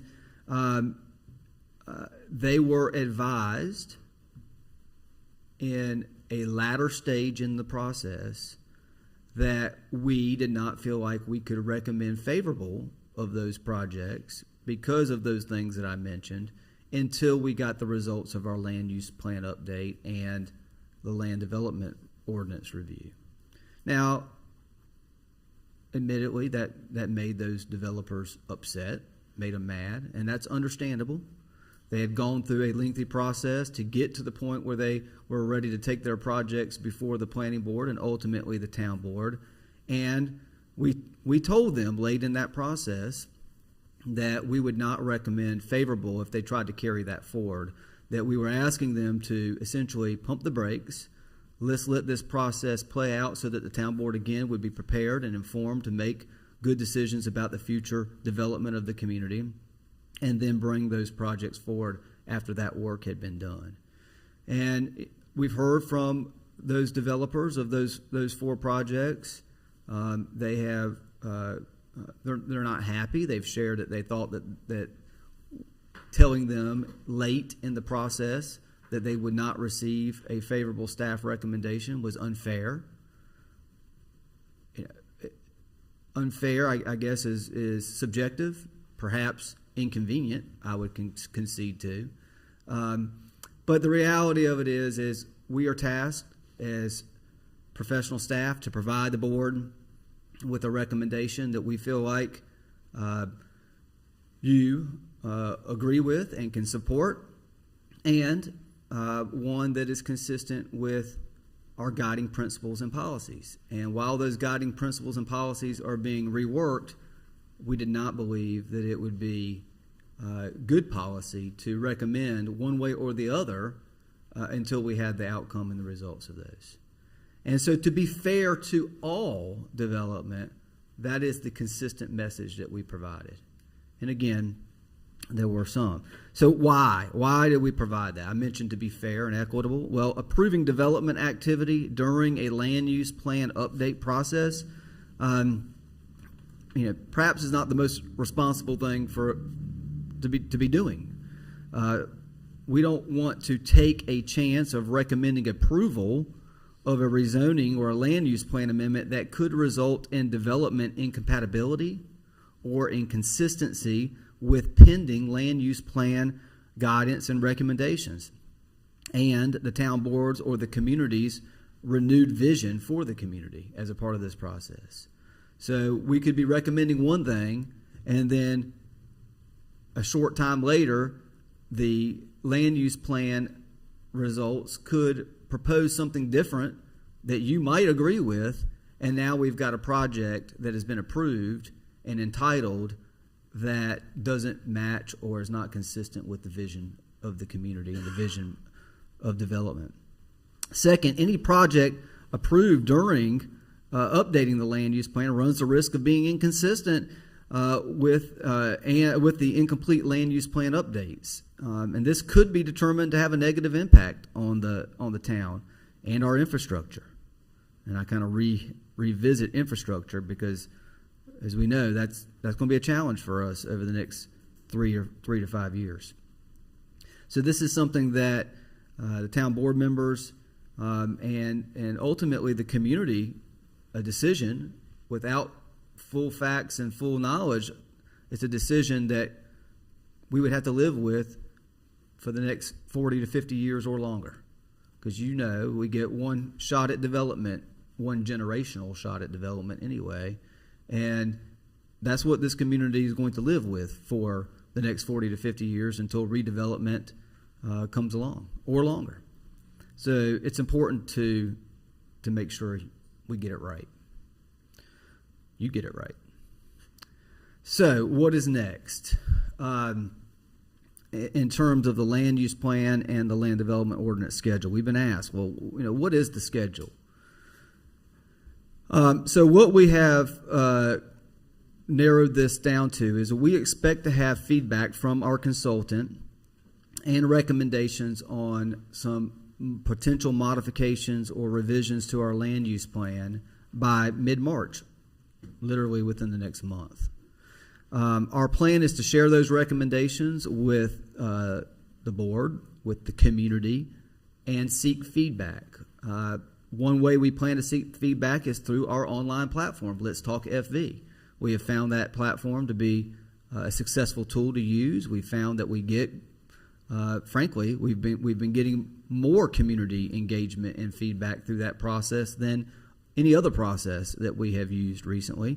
Maybe you can chalk that up to pandemic. Maybe you can chalk it up to convenience. People are more inclined here recently to give input and feedback through the convenience of their homes and computer screens rather than perhaps coming to open houses and town board meetings.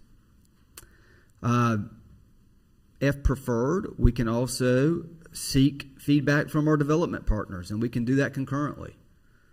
The goal would be to present a recommendation, land use plan and LDO revisions, to our planning board in April of 2022. This would include a public hearing. Assuming the planning board was comfortable with those recommendations and passed out a recommendation to the town board at that meeting, it is possible that we could present those findings, those recommendations to this board in May of 2022, also including a public hearing process. And so it is possible that this process could be wrapped up literally in the next 2 to 3 months. The only thing I think that would delay that would be if, one, the planning board wanted more time than one meeting to reflect on these recommendations. Two, if the town board wanted more time than one meeting to reflect on these recommendations. Planning board meets once a month, town board meets twice a month, so there's more opportunity at the town board level. And three, that if the town board wished for us to do some greater level of public engagement than what we have currently got planned. So why am I talking about this tonight? Well, I mentioned earlier that, I recognize it's been some time since we've had this conversation. We've talked about it in 5-year plan processes. We've talked about it during budget adoption. We've talked about it in other at other times along the way.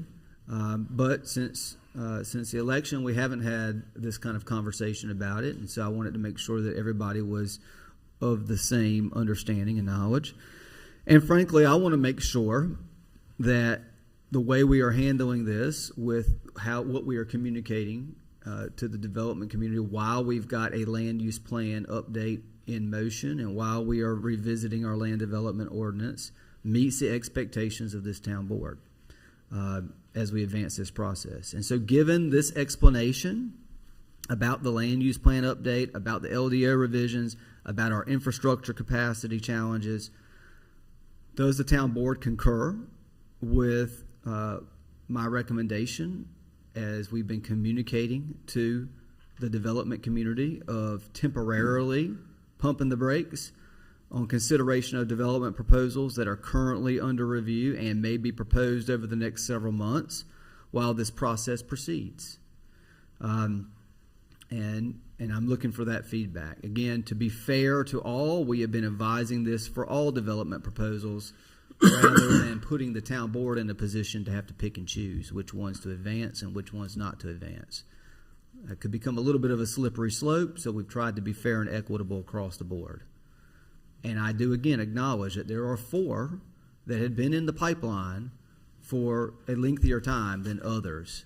And yes, we did tell them in the 11th hour that we weren't prepared to make a recommendation, favorable anyway, because we were going through this process and we felt like the board deserved the opportunity to see it through and see the outcomes of this process before we could make a recommendation, especially when once these decisions are made, they're made for a generation at least.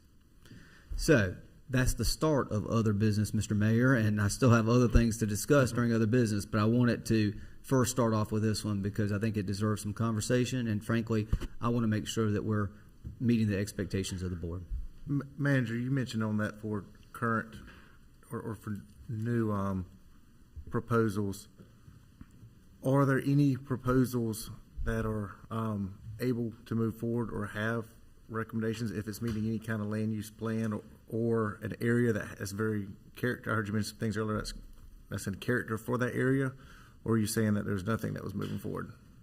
As it stands right now, we've been trying to be fair and consistent across the board with that messaging. So we really have not been taking forward recommendations to the board regardless, just to not put the town board in a position to pick and choose. Most of the things that come before us, with the exception of things that are entitled by right already because they have the zoning in place, either require a zoning amendment or a land use plan amendment. And while we're going through this process, we've tried to be consistent across the board. Okay. Where are you at with those projects that you mentioned with those 4? So we've had conversations with all 4. One has withdrawn their petition as it stands right now. 2 are not happy, but at least have been willing to acknowledge that this process is happening and perhaps will let it see through before bringing their projects forward. One decided that they wanted to bring their project forward regardless of a staff recommendation, favorable or not. And what was your thought? I know one developer brought up the idea of, while the plan was under review, for you to not make recommendations at all. What were your thoughts on that comment? Yeah, so I've been in local government management now for a little over 20 years, and you hire professional management and staff to make recommendations, not to not make recommendations. And so the recommendation may not be what the petitioner is looking for, and so a neutral recommendation is better than a recommendation of denial, but it is not in my understanding of what professional management and staff should be doing to make a neutral recommendation. Our job is to recommend to the boards, both the advisory boards and the decision-making board, a recommendation one way or the other, and justify that recommendation. I think some of the areas that we've had our most concern from the public are extremely dense areas of zoning, especially a high-density type developments. We've heard a lot of feedback here in this room in regards to them, and so I do think a lot of thought needs to go in on those. I do understand the thought on no recommendations to keep this board here looking at things all level out there. And I think it's very important we treat all development evenly out there, and it is very tough starting to pick and choose favorites. The only comment I would make about that is I would like staff to, and hear from the rest of the board, but my thoughts is staff to keep an open mind on certain developments out there. If you feel like it is very character for the area, you don't foresee a plan changing in that, to allow those that kind of project going forward. Meaning, for instance, if it is a low density development in a low density area, that's something that I imagine would be not as likely to change in the land update plan. If it is a commercial project on our commercial corridors right here on Highway 401, I don't foresee this board changing their mind and not wanting high-end commercial on the commercial corridors right through there. And what you're talking about is all zoning or just residential zoning? It's all zoning, right? Yeah, right now it's all zoning, because again, we don't know what the outcome of these recommendations will be, but I understand. And those are some projects like that I think that would be worth this board to have that conversation and moving forward at that point right there. Any what are other comments or thought from the rest of the board members here tonight? I'm just thinking, you know, how on what basis do you make those decisions if you don't know what it's going to look like in 2 months or 3 months? That's what we're thinking as well. Of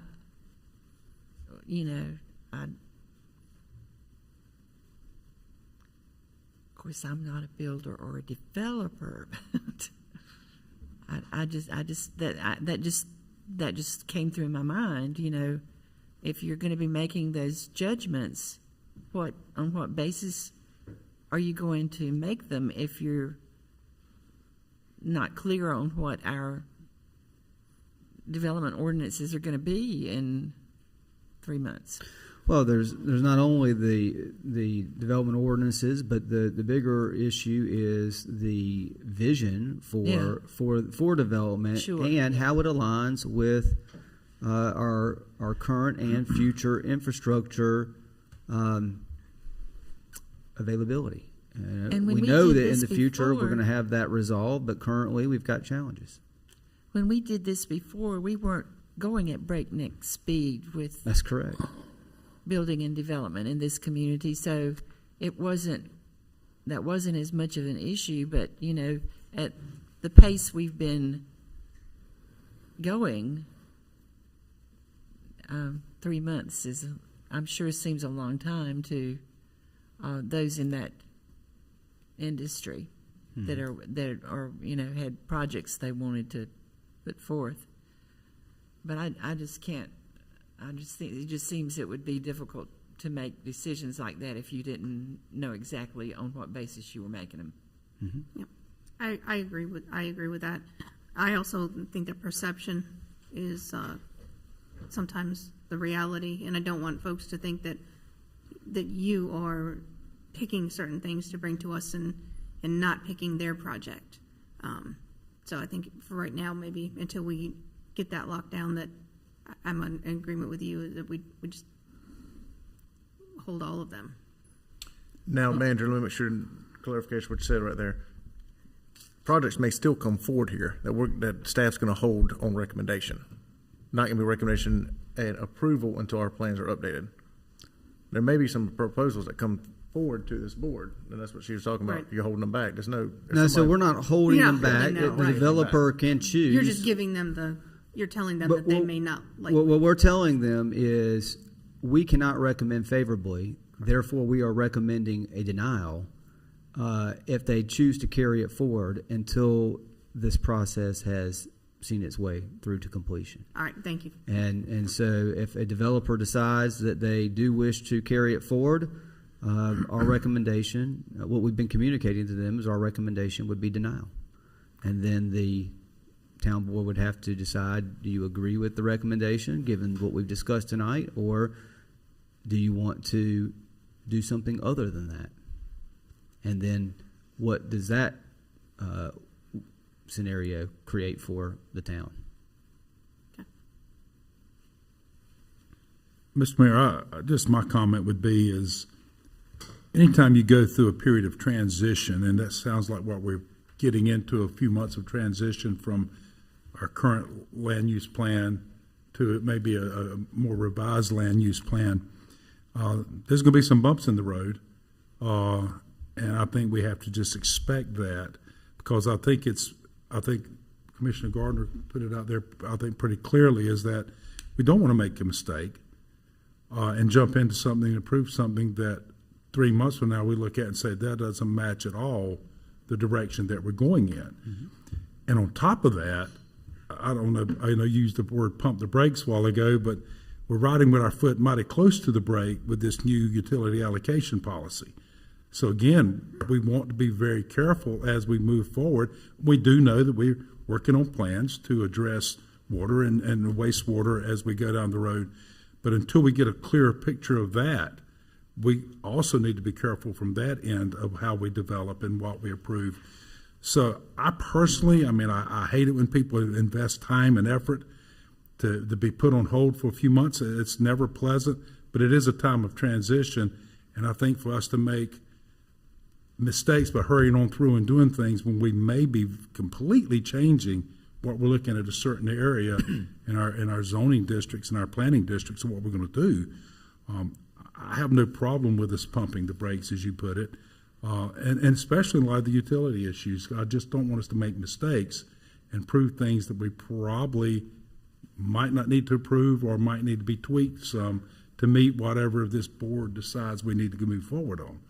Right, and I would say that some of the development proposals that have come before us aren't necessarily bad proposals, but it's difficult to be making recommendations and I would imagine decisions when we are in this phase of transition, as you mentioned, Mayor Pro Tem, and we don't have the complete set of facts and information to base those off of. After we have those recommendations and the results, and the town board ultimately agrees on what the vision is moving forward, some of these projects may very well align with that vision, and they get approved and they move on. But it's giving the time to let this process take its course. Commissioner Harris, any comments? Just a few comments, Mr. Mayor. I think it's important for us to talk about the vision, because I think once we settle on the vision, that will give guidance to the staff even more. I think this is an opportunity for us to redefine the kind of community we are going to be. Since 2016 to now, we've been through a vast growth spurt. We've been through COVID. We've been through a lot of different kinds of things that have added stress, I'm sure, to the staff as well as to the development community. One of the things that I think is going to be important to the process is an opportunity for us to, at some point, discuss a new vision for the way we want our development to occur. and also an opportunity to have some input from the development community so that they can understand that this is indeed a partnership. And this is not anything that we want to do as a board or either as a staff to try to prohibit any kind of development, but I think it's crucial now for us to have discussions about the vision as to how we want Fuquay-Varina to continue to develop, because the growth is going to continue to come. People are going to continue to come. People are going to request new projects and have their idea individually about how Fuquay should grow. I think starting with that vision, perhaps redefining the vision or presenting that vision again constantly to those of us who are elected as well as to the development community to really articulate the vision, and then perhaps as we continue to have some discussions, we can redefine how we want that division to be, and that can be a standard for staff to make decisions on, and it will be clear and it won't be confusing to anybody as we have these tough discussions, because I think that that's going to be very important. Thank you, Commissioner Harrison. Commissioner Haynes, we haven't heard anything from you? I think just the main thing for me now, just listening to everybody, is how we communicate it to the developers. I think that's the biggest thing, to make sure we're communicating clearly, from town management as well as from town commissioners, how we communicate, because I'm pretty sure we'll get emails and phone calls after this conversation, and we need to make sure that all of us are on one accord when we make those talks to each, so there's no confusion between any of them. So I think that's the biggest thing is, we have this one unified statement that we'll be giving to all these developers on how our stance is from town management and the town board. So that's my biggest thing. Good. I think you got some direction, Manager. Vision statement, I think. All right, next item on our agenda, Manager's report. Okay, so a couple things to mention tonight. I do want to provide just a brief update on some work that we're doing with our turn my mic back on. I'm sorry. I do want to provide an update real quickly with some work that we're doing on our regional water project. This, as I've mentioned in times past, is going to be a sizable investment for our community, upwards to $100+ million of investment for this one project. And so our partners are also looking at sizable costs associated with it. And so one of the things we want to do our best at doing is leveraging other resources to help offset the cost of this project. And with recent legislation passed at the federal level, as well as some opportunities perhaps at the state level, there are opportunities for us to pursue. Where the larger opportunities present themselves is with grant writing and grant opportunities. And then there are some appropriation opportunities perhaps as well that we may have available to us. But it's going to take some work, and it's going to take some professional assistance to help us with this. So when I say we, myself, the manager of Holly Springs, the manager of Sanford, the manager of Pittsboro, and the Chatham County manager have been collectively meeting as member partners of this effort over the last several months. We have been having conversations with Triangle J. Triangle J has resources to assist with grant writing. I don't know if you recall or not, but the state legislature appropriated funds to Triangle J through the American Recovery Plan Act to assist their members with grant writing and facilitation through the American Recovery Plan Act process. And so as a member of Triangle J, we have some opportunities to have some human capital and resources help us with that. There may be an additional one-time annual fee, so I say one time per year, annual fee to go along with our existing membership with Triangle J to assist us with that grant writing, but it certainly would be advantageous to do that small nominal fee. We're talking less than $10,000 likely to assist us with the grant writing component of it. All of our communities are experiencing substantial growth. Obviously, what Chatham County and Pittsburgh are dealing with Chatham Park. I think you were at the meeting with me. I think the Pittsburgh manager, I don't want to misquote him, but I think that they are projecting some 26,000 new lot developments in their community in a very short period of time due to Chatham Park. 26,000. That's a transformational change for that community. Obviously, they're going to need water to deal with that. Chatham County as a county obviously is going to have similar. Plus, they've got the mega site there for the industrial opportunities at Chatham County that they are looking to try to leverage and move forward. Sanford is seeing explosive growth now. The growth has moved down towards Lee County, obviously in Harnett County and Lee County as well. So Sanford's seeing some substantial growth, and they've got industry that is helping to support their growth and development as well, especially in the bio pharmaceutical sector. And then there's us in Holly Springs. And so we are all stretched thin when it comes to human capital resources within our organization. So we're going to need some support to help us pursue these funds if we're going to have any success. In addition to that, we have been, as a collective group, speaking with an individual by the name of Leslie Mazingo. She owns a firm called Strategics. They are a federal lobbying firm that we've been discussing working collaboratively with us, the partnership, to try to pursue federal funds, whether it be through federal earmarks or federal agencies that have funds like the EPA, for example, that deal in water quality and water quantity. And so there will come a cost for that as well. And what we would propose is that each member pay proportional for that service to what we are proposing to get from a water capacity standpoint. So the total annual contract for that service, and it may go over more than 1 year because this is a multi-year project, right? We're not going to have this project completed for another 3 to 4 years. And so annually, we're looking at collectively as a group at about a $78,000 expense per year, and Fuquay-Varina's share would be somewhere in the $26,000 range.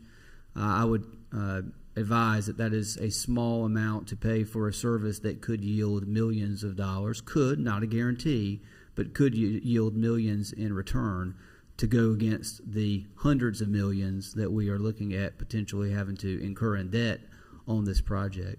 So unless there is any objection from the board, I would look to engage in an agreement with the other 4 member entities to procure these services, both grant writing and federal government affairs support, to try to leverage as much resources as possible to go towards this project.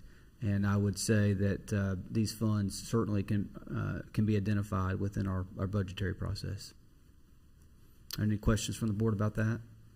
Are you asking for a motion or something? No, concurrence. I don't need a motion. I just because I have contract authority under guidance of the board, so I'm just looking for concurrence that this is a direction you support and agree with. Okay. I don't know. I think some of you received at least one email, but there has been a lot of activity lately that both myself and Parks and Recreation Director Cox have received from those in our community that love the game of tennis. Mm-hmm. And I just wanted to give a quick update on that. So we have tennis courts at Action Park. We have tennis courts at Honeycutt Park. We've got plans to improve our tennis courts in our 5-year plan. We did some improvements to our tennis courts and the lighting at our tennis courts over the last several years.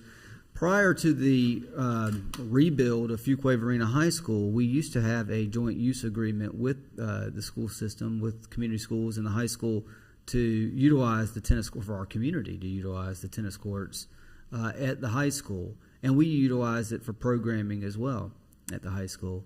When the high school was shut down for the rebuild of the high school, that joint use agreement expired.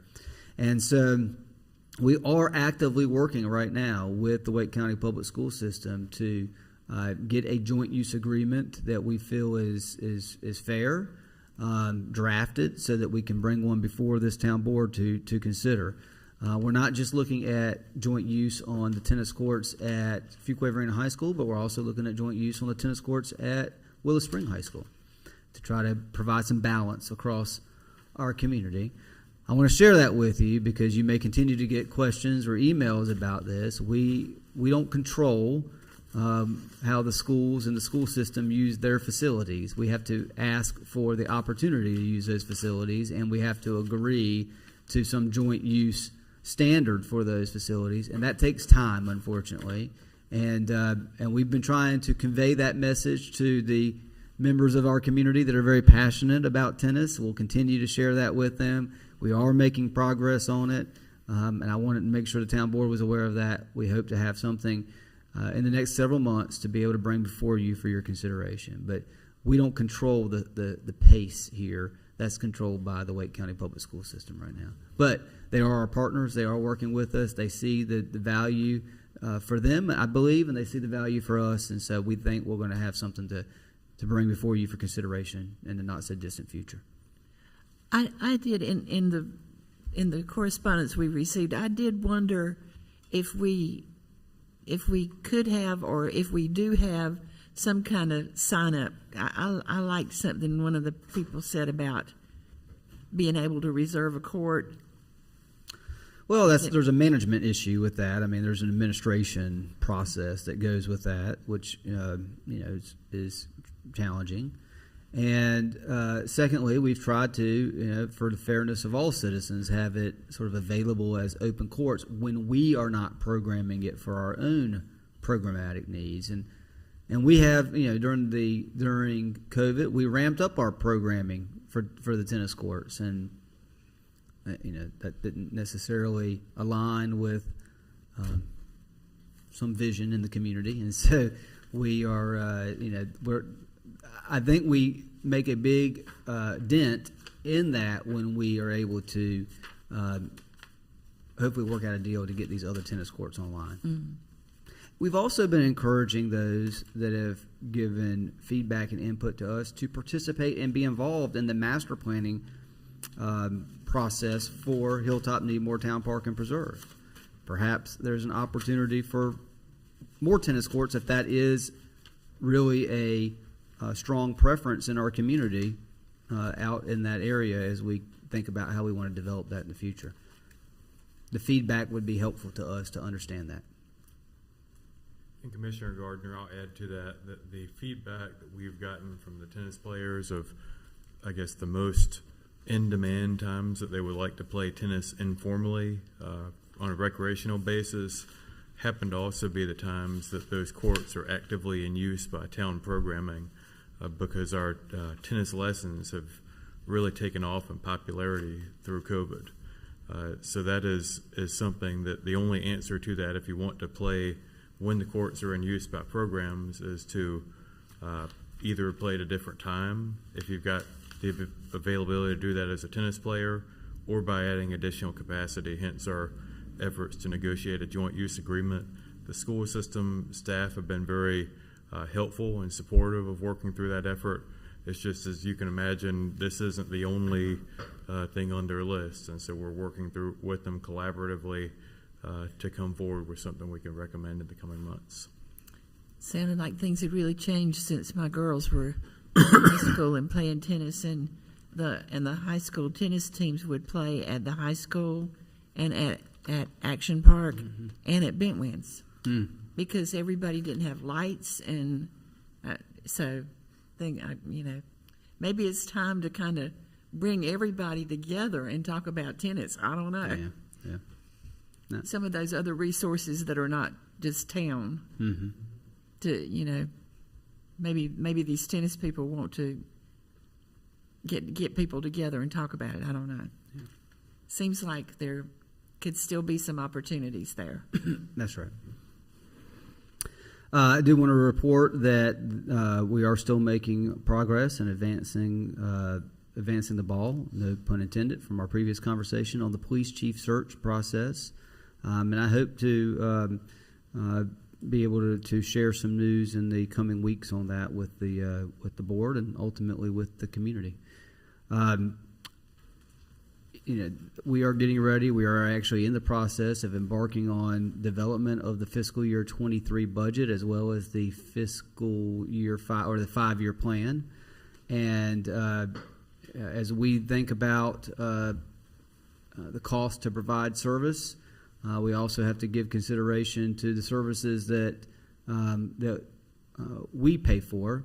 And I will share with you that Wake County advised recently that the county landfill tipping fees are going to be increasing on us. So that'll be something that we'll talk more in detail about during the budget process. But that impacts, the fee that we charge our customers as well. And so something for me to just put on your radar screen as we're getting into this budget process. I do want to just quickly thank publicly Tracy Stevenson and Mark Matthews and members of our public works crew. Last week, many of you were there. We had a very nice event at the Arts Center regarding the historic marker ceremony for both the Fuquay Consolidated High School and Fuquay Springs High School, now the Fuquay-Varina Middle School. And these gentlemen, plus other members of our staff that helped with the installation and whatnot, were very instrumental in working with community members to get those markers here in Fuquay-Varina, our first two official historic markers in our community, and to make sure that we honored and represented those two historic places in our community well. And again, I think our staff, management and staff, did a fantastic job in participating in that process. So, Tracy, Mark, thank you for your efforts. We had a great turnout for our community theater this past weekend. And coming this weekend, we have a pop country group, the Hall Sisters, that are playing at the Arts Center. And there's going to be more musical acts that are scheduled for the coming month of March as well. So check out our Arts Center website to see what's available there. We're making some great progress on the State of the Town video, and Mayor Massengill is getting his thoughts and remarks in order for the State of the Town, which will be on March 7th, 6:30 in this room. So perhaps we're going to start at 6:30. Mayor Massengill is going to start at 6:30 sharp, promptly. So please plan to be here a little before 6:30 so we can get going with that. We continue to make progress on our compensation and benefits study, something that I'll be prepared to talk more about in the coming weeks and months. And Fire Station number 4 is continuing to move forward, and we're advancing that as well as Chief Malden has been actively involved, as well as myself, Mark, our finance director, in working with the county on our budget proposal to the county, our annual cost share budget proposal with the county. And so we're making good progress there. We got a excellent compliment, by the way. We met with county staff, and they commended us on having one of, I think they meant the best presented cost share budget in all of the county. They really had very little feedback to provide to us because Chief Malden, Chief Jones, and the team over there really worked hard to dot the I's and cross the T's and justify those requests. So kudos to you, Chief Malden, and your team on that effort. Coffee with a Cop at Abode at Geneva Neighborhood. This is Tuesday, March 1st from 9 to 10:30 a.m. The State of the Town address I mentioned will be in this room at 6:30. It will be live streamed and on Zoom. An evening of theater highlighting historical African Americans in North Carolina through spoken word and music. This is hosted by the Cultural Arts Society of Fuquay-Varina. This will be at the Arts Center on Friday, March 11th from 6 to 8 p.m. As you know, I think, if I recall correctly, due to inclement weather, the annual Dr. Martin Luther King Jr. Walk and ceremony was postponed, and then I believe there was some interest in perhaps having an event in February in honor and recognition of Black History Month. And so I think this in March by the Cultural Arts Society is going to be a culmination of all of it, and it should be a fantastic event on Friday, March 11th. And then there is a first reading in your agenda materials, a zoning map amendment and land use plan amendment. It goes back to the topic we just discussed earlier, submitted by Wakefield Development Rezoning Petition 2021-10. And this will appear on your agenda for the first meeting in March. And with that, Mr. Mayor, I've got no additional comments. I'm happy to answer any questions the board might have. Good report, Manager. Thank you for that information right there. Okay, board member comments. Commissioner Gardner. Well, this board meeting kind of made your head spin. I mean, my head spin. It doesn't get any easier, I don't think. But it has been a good this event that our town manager was talking about was a very nice event. I won't say any more about it because there were three people here that were involved with it, and I'm sure we'll have more to say. But I was proud to see our mayor and Commissioner Harris and Commissioner Haynes all participating in the program for the dedication and unveiling of the two new historic markers for the Fuquay Consolidated School and the Fuquay Springs High School. It was a very emotional and touching day, and we had a lot of county people who came to be there, and they were really impressed, I think, with what they saw and heard that day. A lot of work had gone into that program, so I thank everybody who worked on that. And it was also a nice business after hours at the Gold Leaf Collective, sponsored by Gold Leaf Collective and Commissioner Watson's company, Mission First Realty, to recognize the elected officials. It was a very nice event. And I enjoyed that a lot, too. I do have a couple of reports from the two boards that I'm liaison for between this board and those boards, and one of those is the Fuquay-Varina Downtown Board, and that is just to note that they have about that board has about 20 people that were signed up to go to a statewide the North Carolina Main Street Conference that was to be held in Statesville, and some weeks ago we were notified that it was going to be virtual again, and so we're going to be having the same access to the same keynote speakers and sessions at our Arts Center here. So we're looking forward, hopefully, with it being here, some more committee members for that organization and other people that have been involved as volunteers with that organization will be able to participate. We certainly are grateful to all of those volunteers who are giving their time to get this extra training, and it's a real shot in the arm to get you excited about working in downtown again if you are one of those volunteers. So we look forward to that, and if any of those committee members or people that are particularly interested in downtown revitalization or would like to come and hear some of those sessions, they should get in touch with the Downtown Development Manager, Don Russell. And from the Fuquay-Varina Museum's Board of Directors, they are continuing to lead tours of the museums by appointment only, and they're going to be doing that through March, and then we'll consider how, going forward at that time, how they will approach giving tours.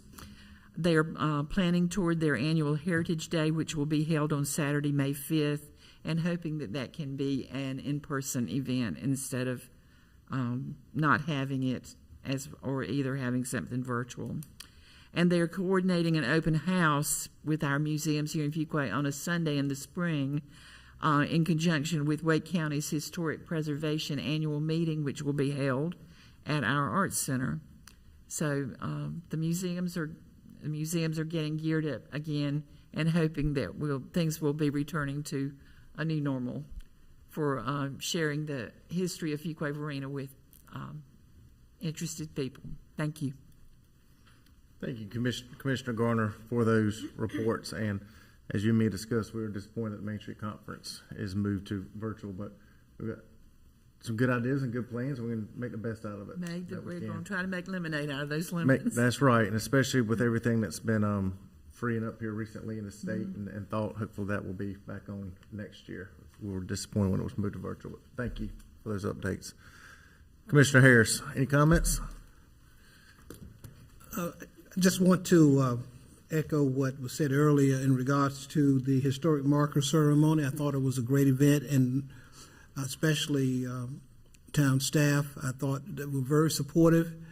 And the staff at the Arts Center, Fuquay-Varina Arts Center, as well as the administrative staff of the town were present and made the event even more meaningful. Mr. Mayor, your comments, thank you for your comments. I thought it was a great opportunity to highlight the history of our community. I thought that was very important, and I'm elated that we had the kind of participation that we did. I was, in fact, surprised. I thought that when the Wake County officials showed up, that sort of solidified even more how important and valuable this particular event was. So I was very excited about that. I just think, one other comment, I think it's important for us to really talk about a vision for the community because of all that we're having to be confronted with as we go through changes. So I hope that at some point we collectively as a board can talk about a clear vision and hone that down into a statement that would address what we want the community to look like so that we can support the staff in regards to questioning about how things are done and if it's fair and or equitable. I think it's important for us to have that vision as we update the land use plan and the land development ordinance. And my last comment, I think that's also important that we finally as a board, as we heard earlier the comments from the audience, that at our retreat we discussed the cultural assessment issue among us as board members. I think that is something that the citizens are due a response, whether yay or nay. I think it's going to be important for us to have a conversation about that because it's come before us several times, and from what I understand, there has been misinformation, miscommunication.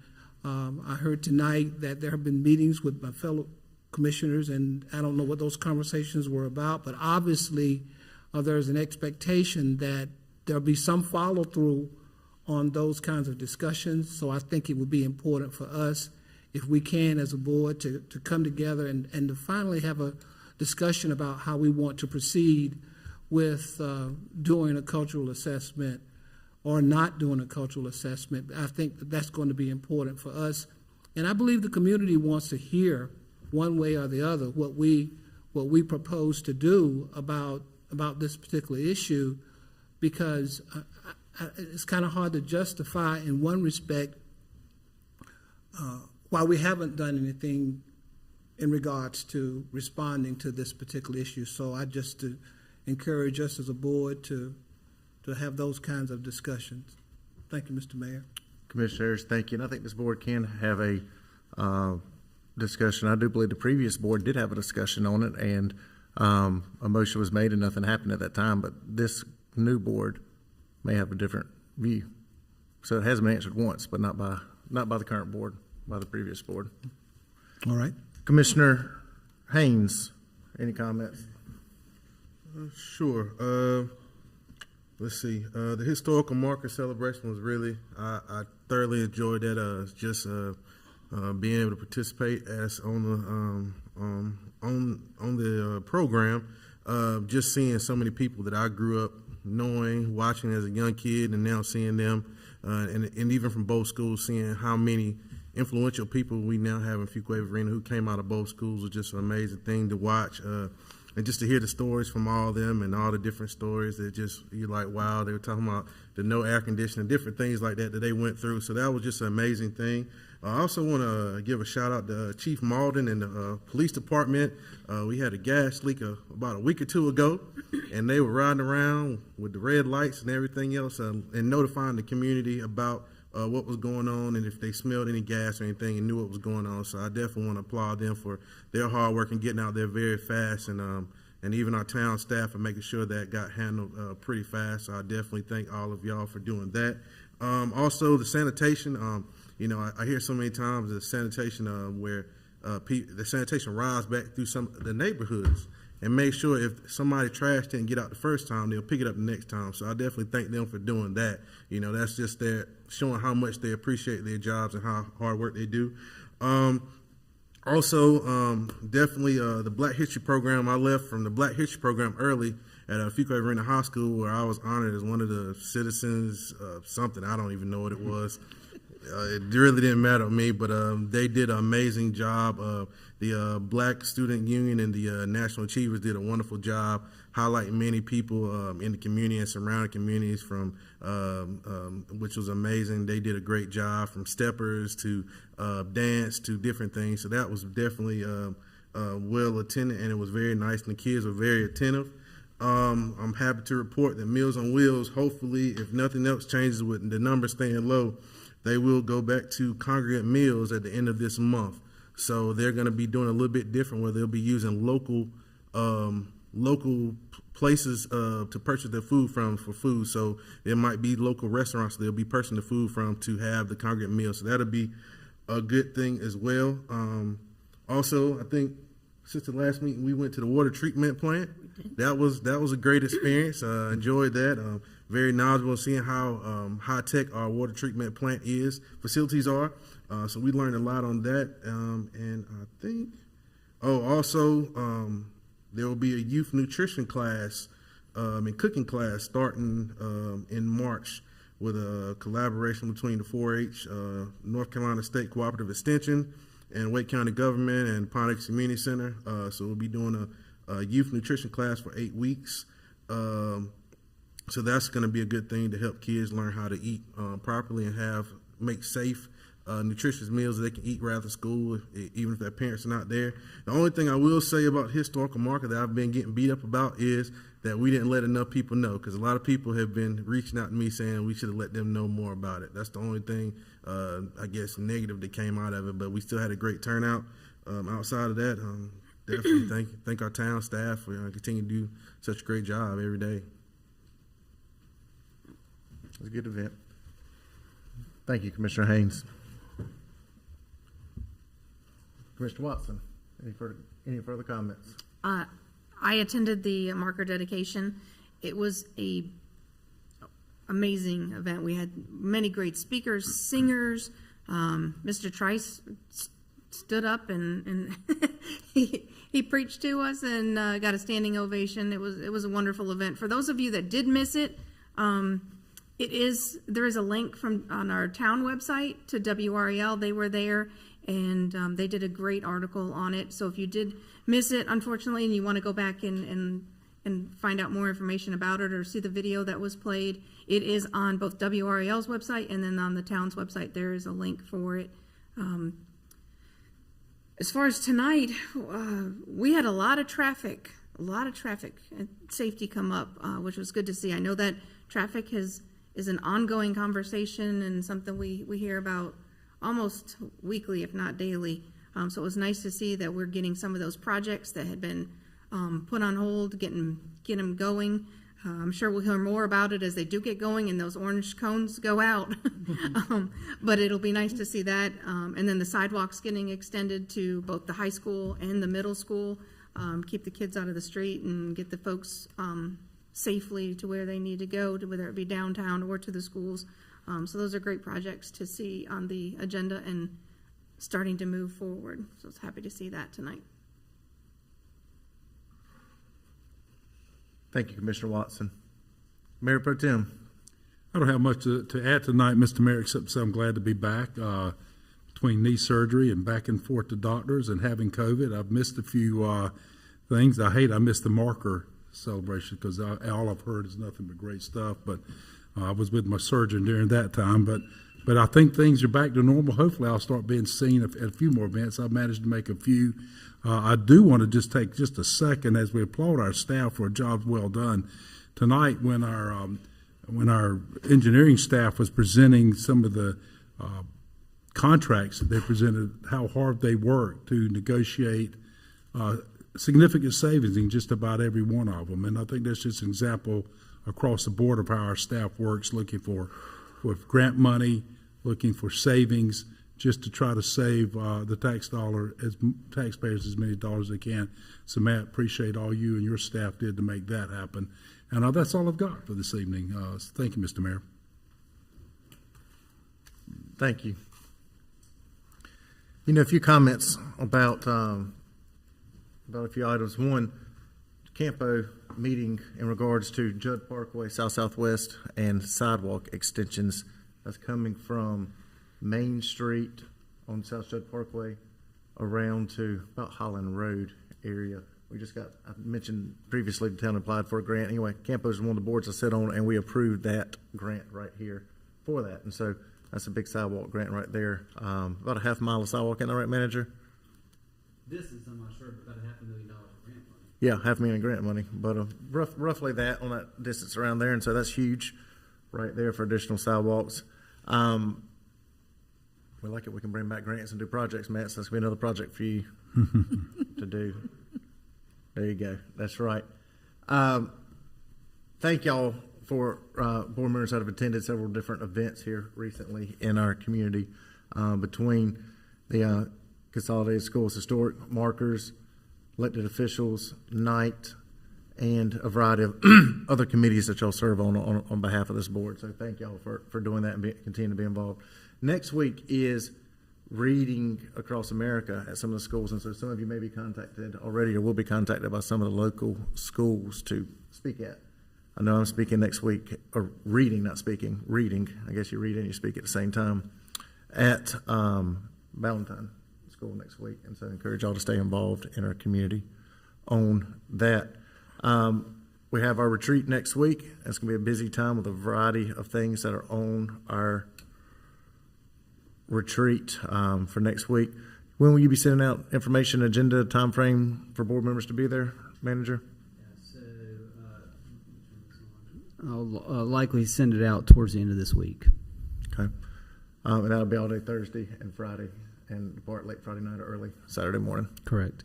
Okay. Okay. We're putting the final touches on it, and we'll be ready to go. Excited about it. Good. A lengthy and filled agenda of topics to discuss.